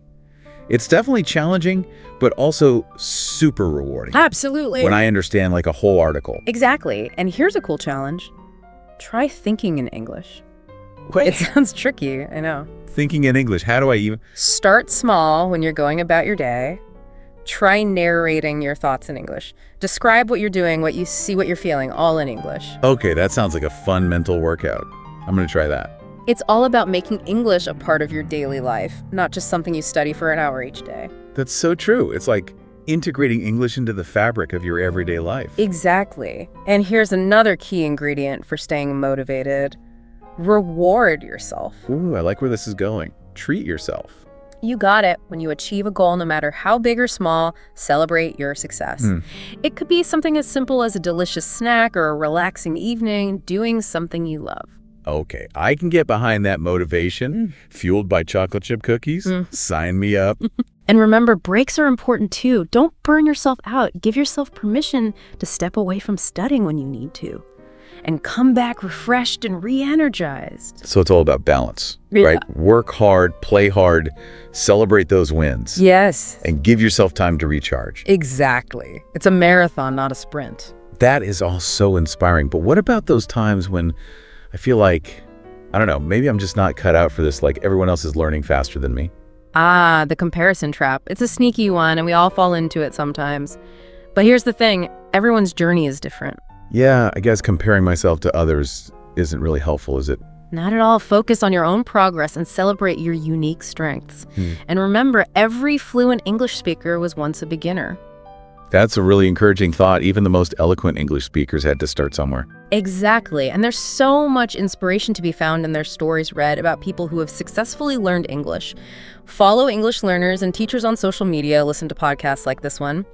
Their journeys can remind you that it is possible even when it feels challenging. That's so true. Hearing others' success stories can be so motivating. It's like, if they can do it, I can do it. Right. And above all, be patient and kind to yourself. Yeah. Learning a language takes time and effort. You're not going to become fluent overnight. So it's a journey, not a destination. Right. And it's okay to make mistakes along the way, embrace the process, celebrate your progress, and most importantly, have fun along the way. And speaking of visualizing success, one technique that can really bring those goals to life is creating a vision board. Ooh, a vision board. Okay, color me intrigued. What's the magic behind this? It's all about creating a visual representation of what you want to achieve. You know, find some magazines, print out some photos, or even just doodle some images that represent your English learning goals. Maybe it's a picture of yourself confidently giving a presentation in English, or chatting with locals in a bustling market in London, or even just curled up with a good book in English at a cozy cafe. Oh, I can already see it. So I make this awesome collage, but then what do I just like frame it and put it away? Definitely not. Put that vision board somewhere. You'll see it every single day. On your fridge, above your desk, even on your bathroom mirror, anywhere. It'll serve as the constant reminder of what you're working towards. Okay, got it. Vision board front and center. Yeah. But even with all the best intentions and visual aids, we all have those days when motivation just seems to vanish. Yeah. How do we deal with those motivational roadblocks? Those days are totally natural motivation, ebbs and flows. It's part of the process. Yeah. But sometimes a little shift in perspective can be all it takes to get back on track. Perspective shift. I like it. Tell me more about that. Instead of dwelling on how much further you have to go, take a moment to appreciate how far you've already come. Think back to when you first started learning English. Remember struggling to string together a basic sentence. Yeah. Look at you now! Whoa.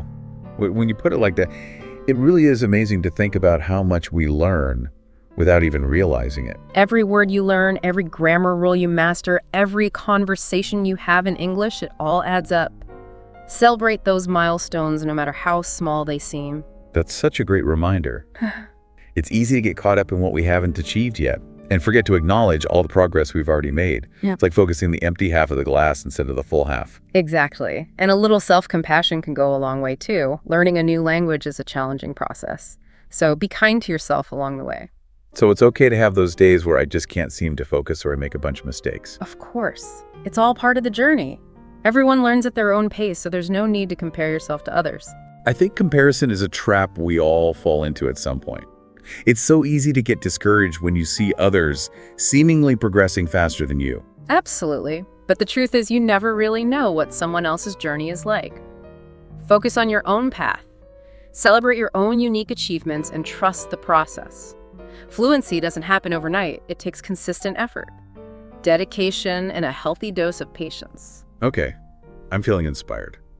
So far, we've talked about setting goals, tracking progress, having fun, embracing mistakes, mixing things up, visualization, remembering our why, seeking support, and being kind to ourselves. Anything else we should add to our English learning toolkit? Here's one that might surprise you. Teach what you learned to someone else. Wait a minute, teach someone else, but I'm still learning myself. I know it sounds counterintuitive, but there's a real magic to teaching. When you have to explain a concept to someone else, it forces you to really understand it yourself. So it helps solidify the knowledge in my own mind. Exactly. It's a fantastic way to reinforce what you've learned and identify any gaps in your understanding. Plus, you might just inspire someone else to start learning English too. Okay, I'm sold. Who should I teach? My cat, the barista at my local coffee shop. Maybe start with a friend, family member, or fellow English learner. You could even offer to help someone who's learning your native language in exchange for them helping you with English. Now that's a win-win situation. Okay. I'm definitely adding teaching to my list of learning strategies, but sometimes even with all these amazing tips, it's easy to feel isolated on this language learning journey. You're absolutely right. It's easy to feel like you're going it alone, especially if you're learning primarily online or on your own. But remember, there's a whole community of English learners out there going through the same challenges and celebrating the same victories. So how do we tap into this amazing community? Where can we find these fellow language enthusiasts? The internet is your friend. There are tons of online forums, Facebook groups, and even meetup groups specifically for English learners. Like a virtual support group for language lovers. Exactly. You can connect with people from all over the world, share tips and resources, ask questions, find language exchange partners, and just generally feel like you're part of something bigger. This is such a great reminder that we're not alone in this journey. Sometimes just knowing that there are others out there facing similar challenges can be incredibly motivating. I completely agree. And sometimes the smallest changes can have a surprisingly big impact on our motivation. Ooh, I love these little nuggets of wisdom. Tell me more. What kind of simple changes are we talking about? Well, how about creating a dedicated space for your English learning? Like a special corner of my house where I can focus on my studies.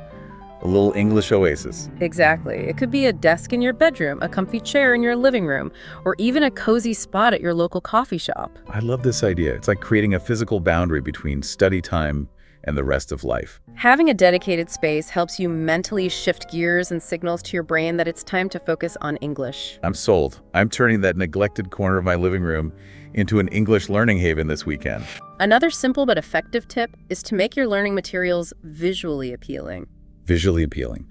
So ditch the boring black and white textbooks. Not necessarily ditch them, but definitely spice them up. Use colorful highlighters, sticky notes, flashcards, mind maps, anything that helps you engage with the material in a more visually stimulating way.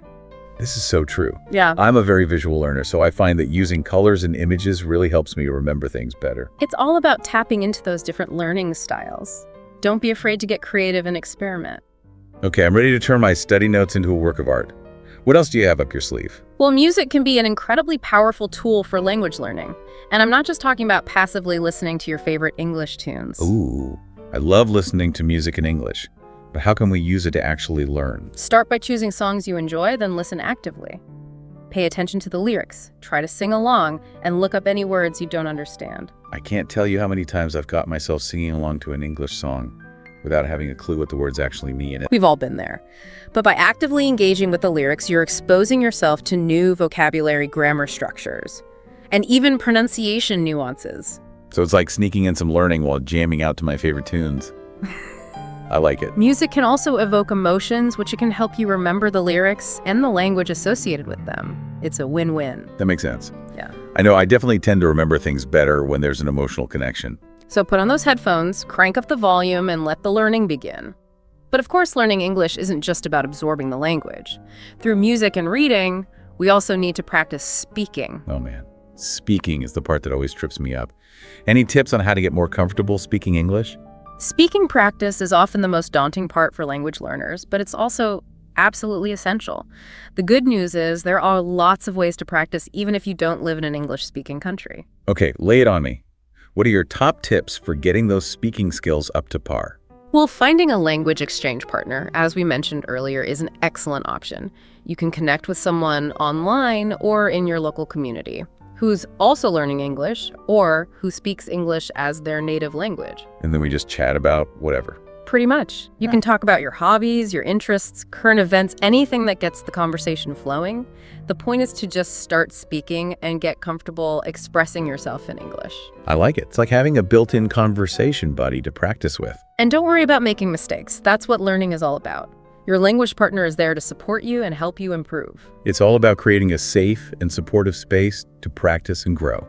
Absolutely. And if you're not quite ready to jump into a conversation with another person, there are other options as well. Oh, like what? There are tons of online resources, websites, and apps specifically designed for language learners, where you can record yourself speaking and get feedback on your pronunciation and fluency. So I can get some speaking practice in without feeling self-conscious about making mistakes in front of someone else. Exactly. Some of these resources even have interactive exercises and games that make speaking practice more fun and engaging. I love that turning speaking practice into a game takes the pressure off. And sometimes the best way to improve your speaking is to immerse yourself in the sounds of the language. Think about all the audio content we consume. Music podcasts, audiobooks, YouTube videos. So switch all that over to English. You got it. It's an incredible way to train your ear to the rhythms and intonations of the English language. That makes sense. But how do we actually learn from listening? Just passively listening to English isn't going to magically make us fluent. You're right. Passive listening isn't enough. You need to be an active listener. So when you're listening to English audio content, really focus on what you're hearing. Hit me with those active listening tips. First, pay close attention to the pronunciation of individual words and the overall flow of the sentences. Notice how native speakers connect words together and the intonation patterns they use. So it's not just about understanding the meaning, but also really paying attention to how the language sounds. You got it. Next, try to pick out key words and phrases that are repeated throughout the audio. These are usually the most important ideas being conveyed. So kind of like listening for the main points and then figuring out how they're being expressed. Precisely. And lastly, don't hesitate to pause, rewind, and listen to sections multiple times until you truly grasp the meaning and how it's being pronounced. This is such valuable advice. Turning passive listening into active learning is a game changer. And one of the most effective ways to turn that passive absorption into active learning is to make English a habit. A habit. So like, I should start brushing my teeth in English. Maybe not that literally, but the idea is to like weave English into your everyday routine in small, manageable ways. Okay, I'm liking this habit stacking approach. So what kind of habits are we talking about? Think about the things you already do without even thinking, checking your phone, scrolling through social media. Maybe you're reading a few articles online. What if you shifted those activities to English? So change my phone settings, follow some English language accounts, basically make my digital world a bit more English-centric. Exactly. Even those small changes can add up over time. Start following English language news outlets, bloggers, or YouTubers. Just a few minutes each day can make a big difference. It's almost like passively immersing yourself in the language, even when you're not officially studying. I dig it. And here's the real challenge. Cultivate the habit of thinking in English. Whoa, hold on. Thinking in English, that sounds incredibly advanced. Is that even possible for someone who's not fluent yet? It may seem intimidating, but it's a skill that anyone can develop with practice, and the sooner you start, the better. Okay, I'm up for the challenge. But how do I actually go about, thinking in another language? Start small as you go about your day. Try describing your actions, your thoughts, and feelings in English. So instead of thinking, I'm tired, think I'm feeling exhausted. Ooh, exhausted does sound a bit more dramatic than just plain tired. I like it. As you get more comfortable, try having mini conversations with yourself in English. Ask yourself questions. Play devil's advocate. Maybe even tell yourself some corny jokes all in English. Whoa, this is next level English immersion. I'm already feeling a bit more fluent just thinking about it. The more you practice thinking in English, the easier and more natural it will feel when you actually speak or write in the language. This has been such an eye-opening deep dive into the world of staying motivated while learning English. We've explored everything from goal setting to embracing mistakes, finding joy in the process, leveraging technology, and the power of community.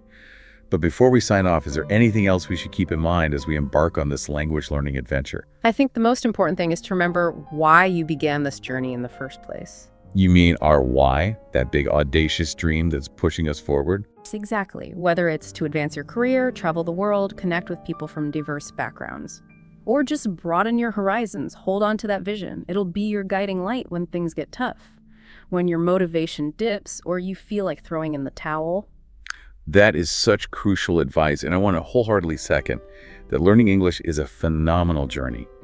Filled with both challenges and rewards, you'll experience ups and downs, moments of frustration, and moments of pure exhilaration. But remember, you are absolutely capable of achieving fluency. It's not a question of if, but when. So embrace the process, savor those victories, and never ever give up on that dream of speaking English with confidence. And to all our incredible listeners out there, thank you for joining us on this deep dive into the world of staying motivated while learning English. We hope these tips and strategies have been helpful and inspiring. And remember, if you want to keep that English learning fire burning bright, be sure to like, share, and subscribe to the Learn English Lab's YouTube channel for more insightful deep dives just like this one. Until next time, keep learning, keep growing, and keep speaking English.